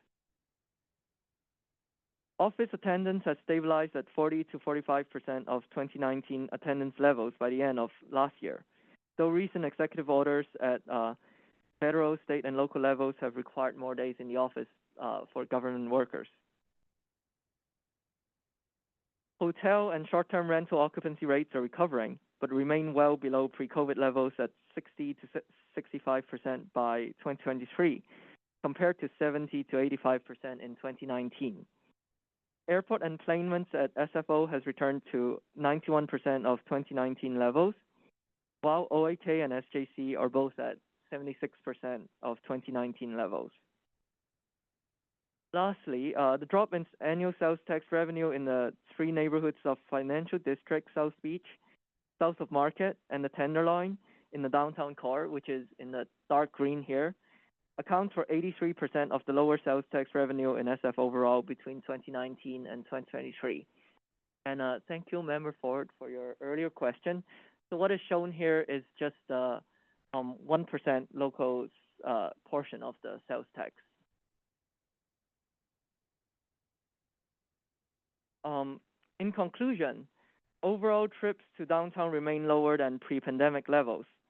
The automobile mode share has increased and the transit, walk, and bike mode share has increased. Composition of travelers to downtown shifted to be less regional and more local, and average congestion on freeways in San Francisco has returned to pre-COVID levels for some time periods. San Francisco must seize the opportunity to facilitate a healthy recovery, ensuring an equitable, sustainable, safe, and resilient transportation system and travel environment for all. This will rely on stabilizing and growing local and regional transit and monitoring and managing private vehicle demand and congestion. So thank you, and I'm happy to answer any questions that you have. As you probably have the full report, and the full report is also posted on our website. Thank you for the presentation. Member Ortega. Hi. Thank you so much for your presentation. I was trying to write all of my questions down, and I will try to keep them as short as possible. So the first thing is, when I was looking through your report, and perhaps I missed it, you describe a lot about office vacancy in downtown, but my actual question is about housing vacancy in downtown. One of the things that you note is that the amount of transportation within the downtown core is down a considerable amount, and I'm curious if we've included or looked at in this report the amount of housing occupancy in this downtown core area. I ask because of some sort of tangential ideas of, for instance, I had a lot of friends who lived in the downtown apartments. The pandemic hit, they're paying $5,000, and they're like, with a bunch of roommates, and we don't want to live here, so they moved to the Sunset or they moved to Oakland because they could get more space for the same cost. And so I'm curious if we've also looked at how the apartment complexes, especially for rentals, is in comparison to downtown versus other parts of the city and the Bay. No, in this report we did not look into the housing occupancy, housing vacancy rates. Is that something that we could get added on as a comparison? I feel like we're talking about downtown recovery, and while housing is not a majority of downtown in comparison to other parts of the city, there is still some substantial amounts in what this is defined as the downtown core, right? like you're including good parts of Soma, like Nob Hill. I would be curious to see that comparison too, to see if there's also like a different trend, because one of the things you like notated here is that Mission and Bayview, which are also, I'd say, much stronger residential areas, I did not experience the same problems. I think this is something that we can look into and see if we can get you the information on the housing rental rates and vacancy rates. Thank you. So then my next question is, as we continue to move forward, you had that it was through 2023. I'd be curious to see a comparison of 2023, 2024, and 2025 of if there's like an increase in required in-office days. I feel like that trend, even in the last 2 years, has really changed and would provide some interesting data. Is there any way we can get our hands on 2024 data to be used or to have kind of as an addendum? Are you referring to office attendance rates? Yeah, office attendance rates, and specifically one of the things you mentioned is how many people are still not going fully in office, and I feel like many people, including myself, that trend is still changing. Like that is still going up. People are required to go in office. I know the mayor announced it was now like 4 or 5 days required versus 3. Maybe that was an old thing, but like it's changing still. And so is there any way we can continue to have addendums of this report so that we can keep reflecting that change? So the office attendance rates is reported by the SF economists in their reports, and we borrow from their statistics here. And I know they pull the data using office tap-ins, like full office building tap-in records. So yeah, I would refer you to their reports for the the updated numbers on the current attendance rates. Okay, maybe in a year or two we can request an update to this report so that all of it's there and we can see if there's any changes. I remember. I'll just say that this report is meant to be a snapshot in time, maybe right based on the data. However, we do see stuff come across our email boxes. You probably do about different firms or organizations report on the changing rates, which we can collect. But the other place you will see it before the CAC in some form is when the San Francisco Transportation Plan. One of the things that we're going to look at as we test the future scenarios is varying our current assumption about the work from home rates and office attendance. Right now, I don't know if you know this, I think the assumption is fairly high because we wanted to match MTC. I think it's assuming about a 25% work from home rate, which since that happened, since that assumption was made, as you point out, it's been changing. So expect to see us at least run some scenarios with that different, and we'll see how that impacts overall travel downtown. Awesome. That's wonderful to hear. And so then my last question is actually regarding, you mentioned on your report that you're seeing that the bridge is being used as a big funnel way from I-80 to 101. Have we taken a look at how the San Mateo Hayward Bridge traffic comparison is? Because that is going to be like the next major cross bay bridge. And it's interesting to me that like the way that you phrased it, it sounded like a lot of people are basically driving from East Bay to get to either San Mateo or South Bay, and they're just going over the Bay Bridge. Maybe I misunderstood you, but that was how you phrased, like that's how I interpreted it. And so I'm curious if we have any data or we can do a comparison on how that is to the San Mateo Hayward Bridge, which would be the next major crossing point on the peninsula and the East Bay. Question. No, we only looked into the road network within San Francisco for this report, so we did not look into bridges and highways that are outside of San Francisco here. Okay, I understand that's probably a little bit initially outside of the scope, but I feel like that's a question that I would be very curious about to get an understanding in regards to like overall Bay Area traffic patterns and how that's affecting San Francisco. Because if one of the big key things is that we are seeing, I'd say, East Bay to South Bay, you can, have your stops along the way, traffic, bridges will become kind of an interesting subject point. And so there's like really, you either drive all the way to San Jose and you go around, it's painful. You drive across the San Mateo Hayward Bridge. I'm shocked that bridge hasn't fallen on the water yet, always makes me anxious.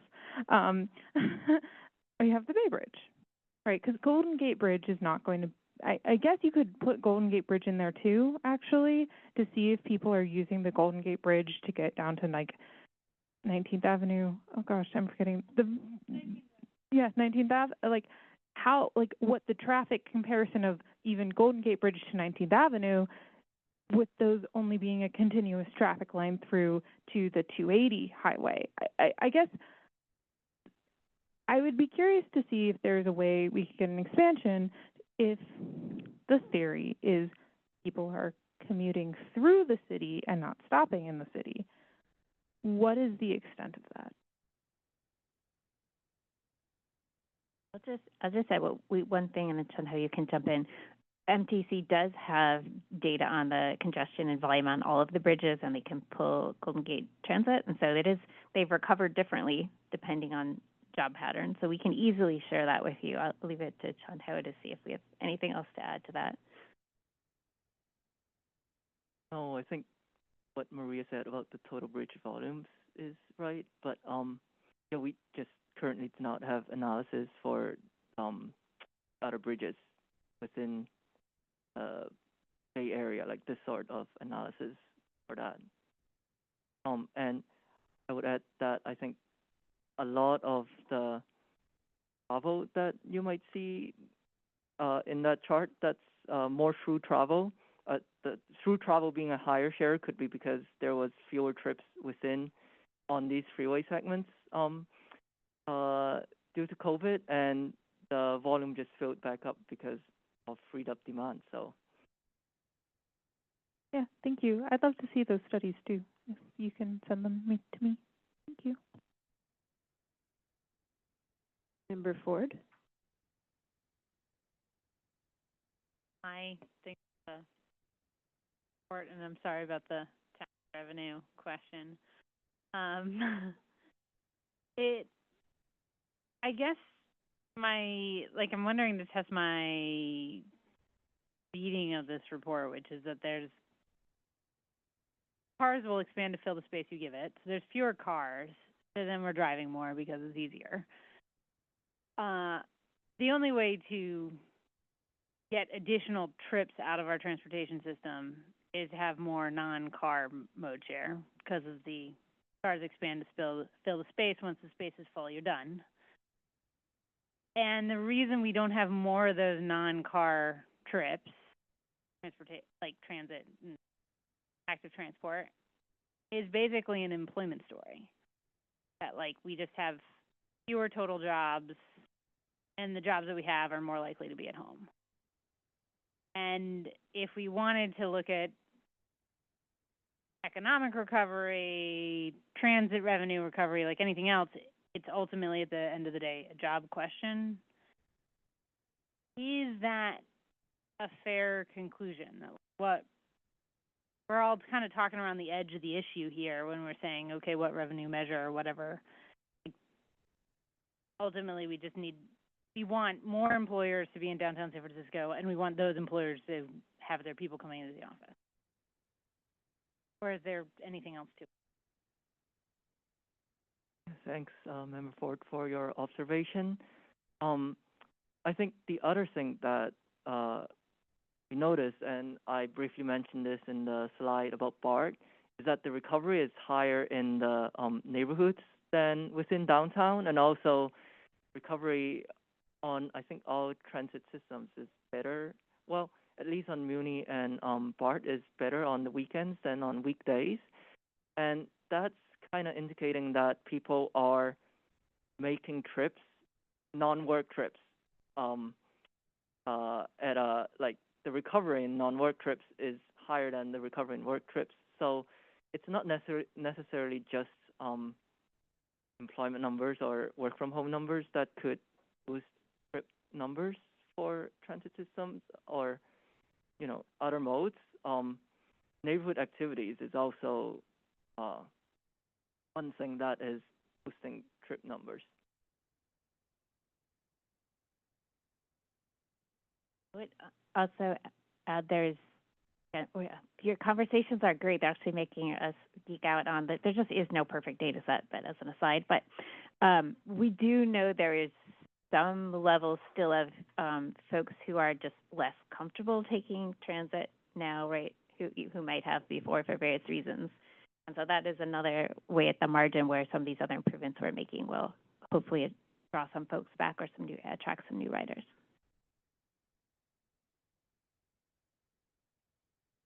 Member Kim? Thank you, Chair. I'm continuing to those two comments. That was my question.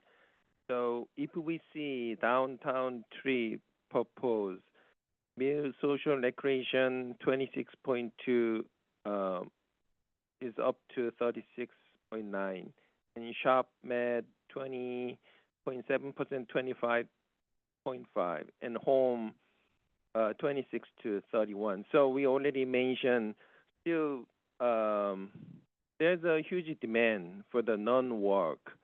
So maybe pandemic create huge change. Even though we have more jobs in downtown, typically San Francisco tech heavy, probably all those workers doesn't come to work. Probably most of them remote working, and it's several days. So maybe this is the time we seriously consider if we have more OPs, more jobs, and then we back to past. Maybe not. We have to think about big changes after pandemic.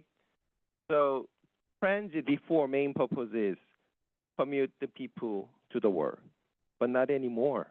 After pandemic, transit maybe function better for the entertainment reason or shopping, medical.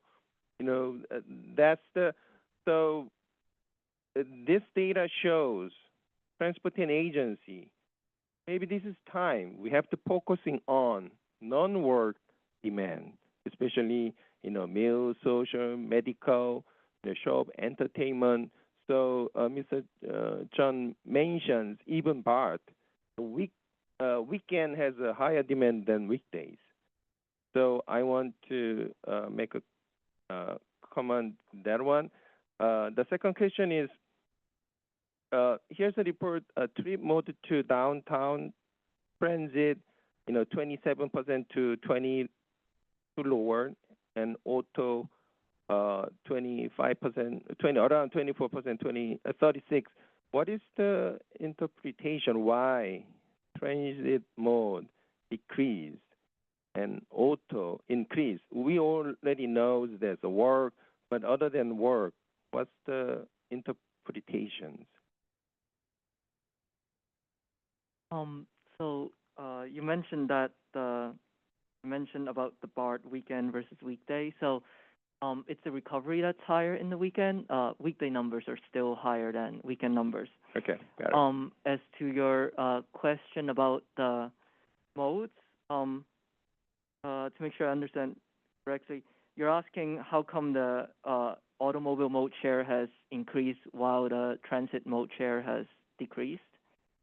Not why, but maybe if you see these numbers, Maria mentions, how do you interpret it? Is this a safety issue or delivery? Some of the chart you shows auto delivery increased like 20% to 40%. So just I want to know after your analysis, what do you find from this data? Yeah, it's hard to tell why people aren't taking transit as much, and as you could see from the figure that I showed earlier, all trips are dropping. It's that the number of transit trips drop fast. There's a larger percentage decrease than automobile trips. And so it happens to be that the drop in automobile trips are small enough that there's actually an increase in mode share for automobiles. It's hard to know why. It could be part of what Maria mentioned earlier about people still not feeling comfortable about taking transit. It could be behavior shifting after post-pandemic when people don't take transit for a while and get comfortable with driving. You just continue driving because it's easier and the behavior is sticky. So once it shifts, it's hard to sometimes it's hard to shift back to your old behavior. Yeah, thank you for but a safety issue, one time I think that during pandemic the Muni allowed people get on the bus from the back. Or do we remember when this happened? Because not only this helped to people get on the bus quickly, faster, convenient, but that allow fare evader get on the bus easily. So maybe this time we're talking about like the funding issue, but if we control those fare evader, most of the time some troublemakers, homeless, and then I have 3 kids, they have multiple experience. So I'm not let my daughter get on the bus after 6 because she experienced really horrible stuff. So maybe those safety reasons people afraid. And also I heard some of my friends, they come to San Francisco buy something, they never use transit because safety issue, because even they driving the car, we have some news article, people follow the shoppers in the garage, they trying to rob.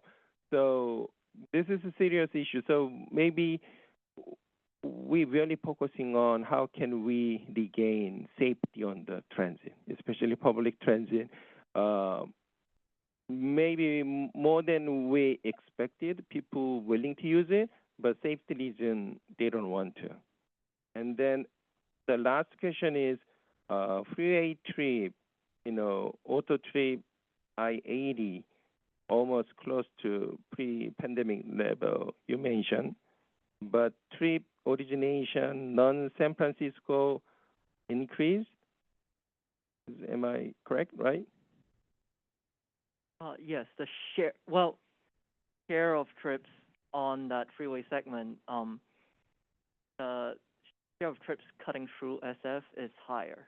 Right, but total number still we get to similar, right? Close to pre-pandemic, yes. I-80. For the Bay Bridge itself, I believe at the end of for 2023, it's about 90% of 2019 numbers for the Bay Bridge. So can I understand like this? So the overall number is similar, but the ratio share is increased means also total number increased as well.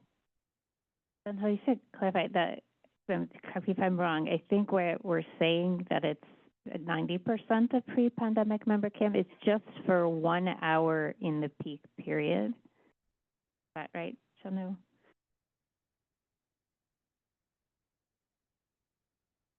Yes, that is correct. It's 2 hours and in the peak period. But otherwise, I'm see if I'm understanding you correctly. But otherwise, as Chun-Ho said, the overall number of trips is down generally, more transit and auto. And I'm totally hypothesis because we didn't thoroughly look at this. As Chun-Ho said, with the high degree of techie jobs in SF where they can work from home easily, those folks are probably not driving. Other folks who couldn't work from home or have really long, crazy commutes by transit prefer to drive now because there's more capacity. So more of those are through trips because there's more space because there are fewer trips headed to San Francisco. Does that make sense on the bridge corridor? Yeah. I'm just curious, my experience, even the business, some service business, repair refrigerator or contractors, I have hard time to bring them San Francisco. Some of them, they said before they used to charge more, but they don't want to come. And then I realized a lot of people used to visit San Francisco weekend. They don't want to come San Francisco either. And then also a lot of San Franciscans who used to go to downtown for shopping, now they go down to San Jose for the shopping. So recently the San Francisco Chronicle mentioned like Oakland and San Francisco recovery really slow, but San Jose is a really boom town. So maybe we needed to consider, not only those, work issue, we might lose attractiveness. Maybe, if that's true, the transportation really consider how can we invite more local travelers to San Francisco. But before, we never approach it this way. We always consume San Francisco's we have attractiveness, everybody willing to come, so we just focusing on control. But maybe we have to think about some incentives for local travelers to visit. Yeah, that's my comment. And last, if you have any specific analysis data for District 1 available, then please provide us. Yes, so for upcoming report, we have data that is separating the city into four super districts, so northwest, northeast, southwest, and southeast. So we can share that when it's ready, and we have also emailed you, I think, this week, the VMT as a preview, VMT and mode share for the northwest super district in the city. And to correct what we were talking about just now about Bay Bridge, the 91% of 2019 volumes in 2024 is for the full day. And that is in the report on page 37.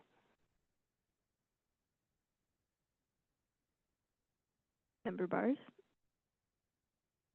Thank you, Chair, and thank you for the presentation. I will, noting the time, I will do my best to keep this brief.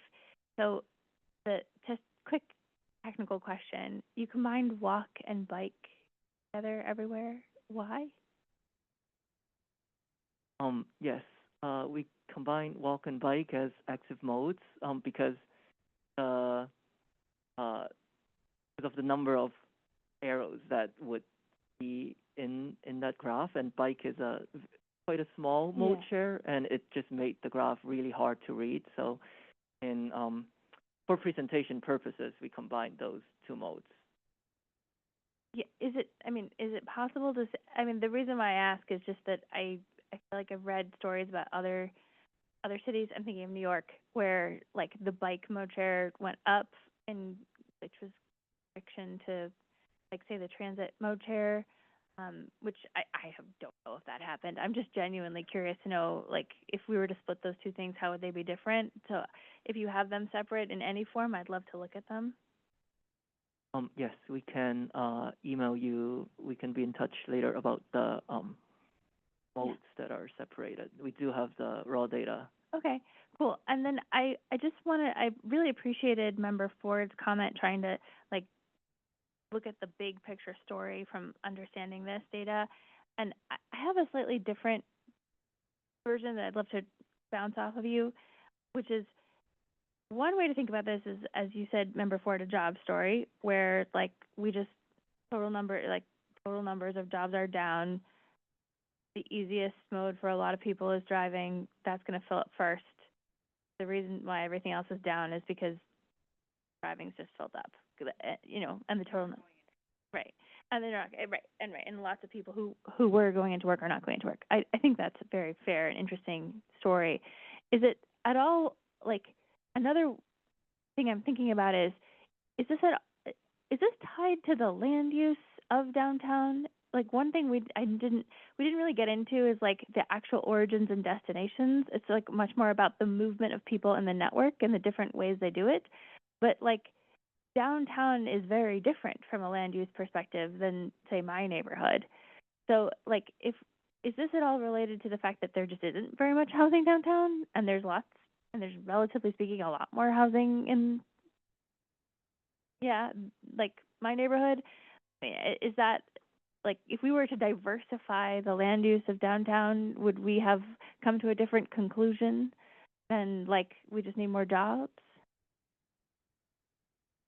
Yeah, thanks for the observation. I think that's probably part of it, coupled with the fact that people are coming into the office less, especially in the period that we're looking at here, which for post-COVID, it's 2023 is the most recent round for the survey. That probably is part of it in that people are not going into the office and they're taking walks from their home to the shops around their houses. That would be mostly in the neighborhoods than within downtown itself. Yeah, okay. And then last thing, and this is again that I'm building on the theme of the land use, like what's happening at the origins and the destinations. Did you check to see if like vehicle availability by household changed between 2019 and 2023? Like, are these different people? Are these people with more cars, or are these like people who are changing? They had a car and now they're doing a different thing. Do we know that? In this report, we did not look into vehicle availability by household, but correct me if I'm wrong. I believe SFTP might touch on that, and that would be upcoming. Okay, got it. Thank you. And I believe relatedly, vehicle registrations increased the pandemic, so that maybe is related. Isn't that true? I will check, because our Prop AA vehicle registration fee revenues are going down. Maybe it was just but let me check. right It could be a blip. Maybe it was right after, just right after. Member Ortega, yes. Yeah, I guess like one of the weird statistics that I'd love to see at some point is how many people left the city of San Francisco but stayed in the Bay Area. I feel like that's a little bit relevant to the conversation. And in terms of car registration, even if the city of San Francisco's cars went down, the number of people who have cars still could have gone up in the Bay Area that are still driving into the city, right? I just don't know. But something I would add to that question. Yeah, to clarify, I had seen that in the years directly after 2020 that vehicle registrations actually increased in the city. Member Margarita? Thank you, Chair. Thank you for your presentation. I really appreciate it. And you actually already said it, but I didn't catch it. My apologies. I heard you say that you depended, like the study and the information was compiled, but you depended on an organization, and I missed the name of the organization. So I believe what you're referring to is that the data is from the Bay Area Travel Study, which is a travel survey. I think it's a survey that is jointly administered by MTC, which is the regional body, us, and BTA down in Santa Clara County. And we are preparing to work on the next round of this. So this was carried out in 2019 and 2023, and the next round should be either next year or the year after. Thank you. And then I'm going to piggyback on Member Barr's comment to see, is there a possibility to include the raw data and just focus, possible, since I know that it's really hard to look on the graph, but can you do a graph just focusing on walking and biking? And then to add to that, is the biking including, I don't know how you call those, but those things where people are standing, what are they called? What are they? The scooters, yeah.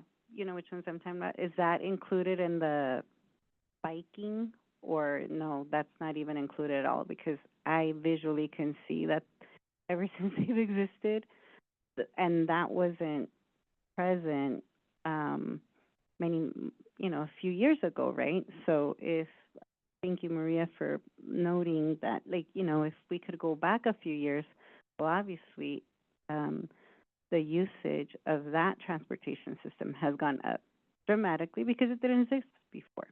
And to see who is on those ethnicity-wise, et cetera, as we've been able to see that from this study with all the different ethnicities that were compiled. So I would be interested in that. And so walking, biking, and whatever those little motor things are called. And just to note that, yes, so people, because we're all in this together as human beings, right? So people who are working from home, are able to access food, et cetera. I'm just speaking out loud. I'm speaking to the choir, obviously, but by, what is it called?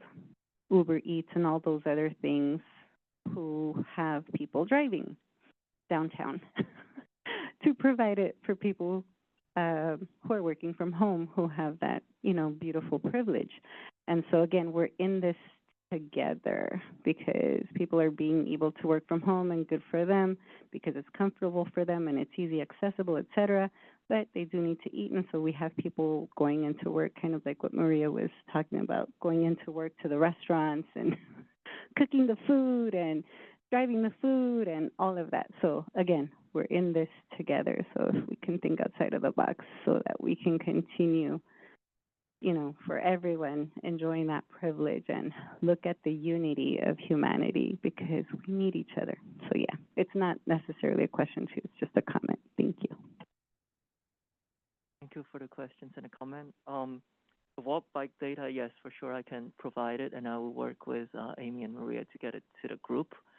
On scooters, I don't remember off the top of my head what mode it's grouped into, but I can let you know on that once I find the answer for that. Yeah, I personally would appreciate it because I've seen a larger number of folks that are using that, which is great for the environment. So I just kind of wanted to bring light to that and note that and include them. Thank you. Thank you for the presentation. I have a couple of quick questions and a comment. The questions are, I guess, a request. Could you provide the raw data for the uni ridership by stop in February 2020 versus 2024? It's a little hard to see. It's like a little hard to parse some of the smaller stops in the graphic, what's going on there. It looks to me like the bus stops are less affected, which makes sense as sort of a work from home story, where light rail is disproportionately used by commuters. So that kind of makes sense with that narrative. But again, it's kind of hard to tell from the graphics, so I would just love to see the raw numbers for that. I was also wondering if I could request, as a follow-up item, data from SFMTA about observed stops at each of the stops in this downtown corridor shown on this map. I believe that would be the right metric, basically like how many times did a vehicle stop at a given stop in 2020 versus in 2024. Basically, to be able to normalize by service provided, like did we know that some lines were eliminated since 2020, other lines had their frequency significantly decreased, other lines stopped running on Market Street. Maybe that might be related to the decrease in Market Street transit ridership that we've seen. So I would just like that if it, and then my comment, I guess, for the PA board maybe is just there are a lot of striking things in this report. I think in this presentation, the thing that really stood out to me is that car trips really haven't gone down by much since 2020. And, you know, we talk a lot about revitalizing downtown, you know, understandably so. And it seems like based on that, that cars are not doing it. And yet, about allowing more vehicles on Market Street, we just removed a bunch of bus service from Market Street. Clearly transit ridership and then folks walking around downtown and biking are the things that have really cratered. So I would like us to think more seriously about how we can drive those trips as opposed to our trips. And it seems like right now, some of our actions are not aligning with our stated goal of revitalizing downtown and making Market Street more vibrant again. I do think this seems like a land use story to me, again, based on the fact that like the bus stops don't seem as changed as like the light rail stops, and I would love to think about ways to get people downtown that don't, either we need to force people to commute again, or we need to think about other creative ways to get people walking around downtown and taking transit to downtown. So that would be my read of this, that I would encourage the TA to about their policies to recommend.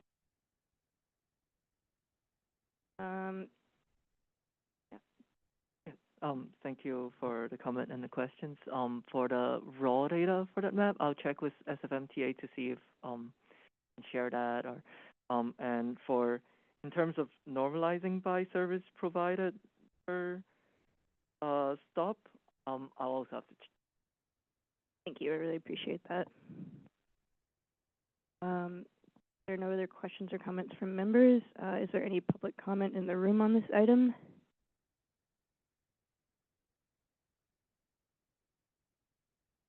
Edward Mason, I'm not going to belabor the point on revitalizing downtown. What caught me was the pass-through traffic that goes through on the freeways. It's congesting the freeways and creating the pollution. I strongly recommend that we go to MTC and revise the regional express bus system study that was done by Elizabeth Deacon about a decade ago. That was then, in my opinion, shelved because of the Google buses that took over, and the appetite for a regional express bus system faded away. So, but with the increase in traffic on the pass-through traffic, creating all the pollution, there needs to be rectification of that situation. And also, we have to come up with a mechanism to tax the culture of convenience. Is the automobile that's creating the pollution. So either you say it's a taxing the culture of convenience or taxing the environmental impact one way or another. Of course, the pros and cons here are, well, is there enough people going into the downtown corridor to cordon that off and charge them or not? But you can look at New York City, you know, they got some money out of it and have reduced traffic going into the New York City corridor area.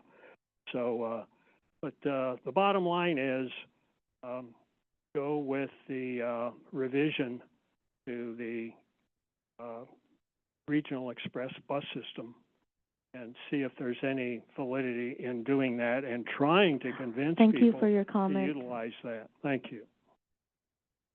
Thank you. Is there any remote public comment on this item? There is no remote public comment for item 7. Great. Well, thank you again so much for the presentation. Really appreciate it. Okay, moving on to item 8, introduction of new business. Do any CAC members have any new business? Member Bars. I do have business. Thank you, Chair. So thank you very much for inviting the Legislative Analyst Office to come. I thought that was a very useful presentation. Building off of something that we saw today in our first presentation, I would be very curious to see a update on the progress towards implementing the seamless transit principles. The SFCTA adopted that policy 5 years ago in 2020, and building on the region's interest in transforming the rider experience of transit, I'd be curious to get an update about how we're doing there. Member Imaduddin. Yeah, I guess some cool business. I've heard about this company. If you guys seen the movie WALL-E, or am I too Gen Z? I heard about this company making like trash picking up robots, so I thought that was super cool, and maybe we'll see it in SF soon. Future's here. I have an item. I was wondering if we could get a kind of reliability report on the new BART fare gates. I'm a bit concerned because I used them at 2 stations last week for the first time in a while, and at both stations only half of the door opened, and they're pretty narrow to begin with. It was like a challenging situation. And I've heard from a lot of people that they've experienced slowness with them opening, or that when there are big events, they just open the gates because the queuing gets so bad because they're so slow. So I would like to just hear what's going on there. Does BART have metrics on the reliability? Because we approved a lot of money for those gates, and they're less than a year old, and there's like a reliability issue. I'd like us to like learn from it. What's going on? How can we prevent this? How can we make it better? How can we prevent it from happening again? Member Milford Rosales? I'd just like to second Chairperson Siegel's comments. Last year and last fall and in the winter, I was commenting this every chance I could get because I use BART to go biking in the East Bay very frequently, and I haven't recently because of a knee injury, but like it is a nightmare to try and get a bike through a BART station that has the new gates, especially if there are at least 3 other people with bikes and a train that has any volume of passengers on it. Like it's like East Bay Bike Party is just like, let's stand in a line for 20 minutes before the party starts every week now, every month now, because it's like the line's like wrapping up to the platform to get through those gates, and it just takes forever.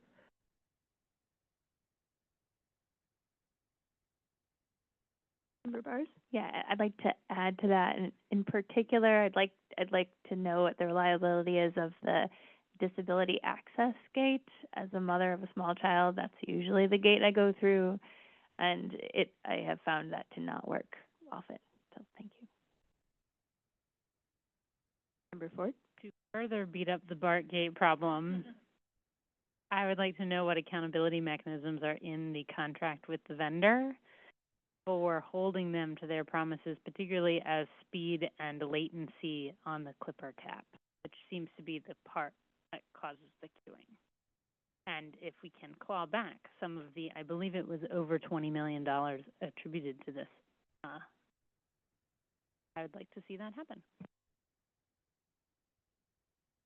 If I could add a quick note, part of the queuing is also that the old gates you could go through with a bike and on any gate, and the new gates you can only use the accessible gate. There is only one accessible gate per set of gates in a station. So some of the larger ones that have two sets of gates, you can have two exits, but in a lot of smaller stations, there's a single gate that can serve bikes going in both directions for the entire station.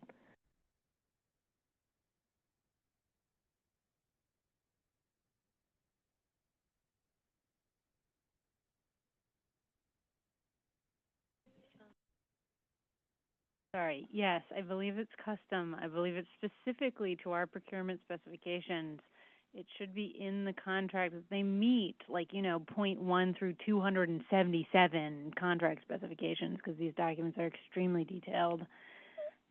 Okay. They don't seem to be working, and I think there's a retro due both on why is the contract written the way it is, and also did we miss something in the specifications? Any normal company would do that kind of like review Yeah, for something like that. I definitely am going to second this retro, because if you get custom-made parts, as someone who often has to procure custom-made parts, there's like a certain, it like depends on like your liability and all this stuff, but if Bart did anything less than a year contract with this, I'm like, how like long the company was viable for, that's an entirely other question, and I would like a full thing on that too. Yeah, but there are two giant contracts that are in conflict here, right? There's the concern about the amount of time that it takes for the clipper tab, and then there's the time for the processing of the track. So, or sorry, the doors. So those are, I don't know. Cubic is a contractor to MTC for clipper, and I don't know who do you know who the contractor is? I would just caution not to discuss too much as it's not agendized, but I hear y'all loud and clear. I can't just, as a fact, I'll just say there's $12.5 million from Prop L that in there. It's like a $90 million system-wide contract, something like that. But I hear you, and I will work with our oversight team to get back to you. I believe we approved a lot more money through ABAG or something though, but Probably through OBEC. For the new fare gates, we had 12.5 from Prop L sales tax, and all the rest of the money in the, again, like $90-ish million system-wide contract are not from EA. Thank you. Member Margarita? Yeah, thank you, Chair. Thank you so much for a very fruitful meeting. I have an interest in trying to see if we're able to, and I brought it up earlier today, but if we're able to really look at how much time and money we're putting into trying to get SFMTA out of debt by taxing low-income and no-income communities and small businesses versus really looking outside of the box. And similar to what some of the public comments were stated, maybe really looking at taxing people with cars, taxing people who make a certain amount of money. I mean, we have a lot of millionaires and billionaires in the city of San Francisco, so the money's there. We have a lot of it here, and so instead of taxing the poor and low-income and low-income families and small businesses, really flipping it and looking at where the money's at and trying to push those Senate bills. Like, why can't we look at it the other way? Because otherwise we're going to be pushing a lot of families out of San Francisco. And one of the beautiful things here of San Francisco and the Bay Area is the multiculturalism. There's value to that, and we need each other.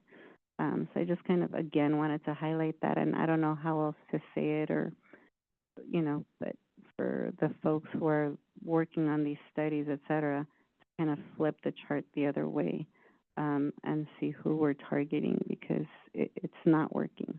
It's not working. And San Francisco in the future, for future generations, is going to look different in so many ways, but we need each other. And so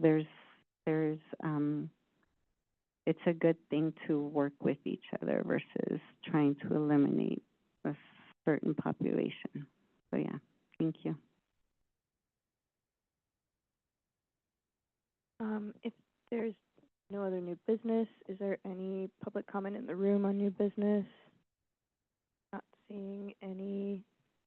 Is there any remote public comment on new business specifically? There's no remote public comment on new business.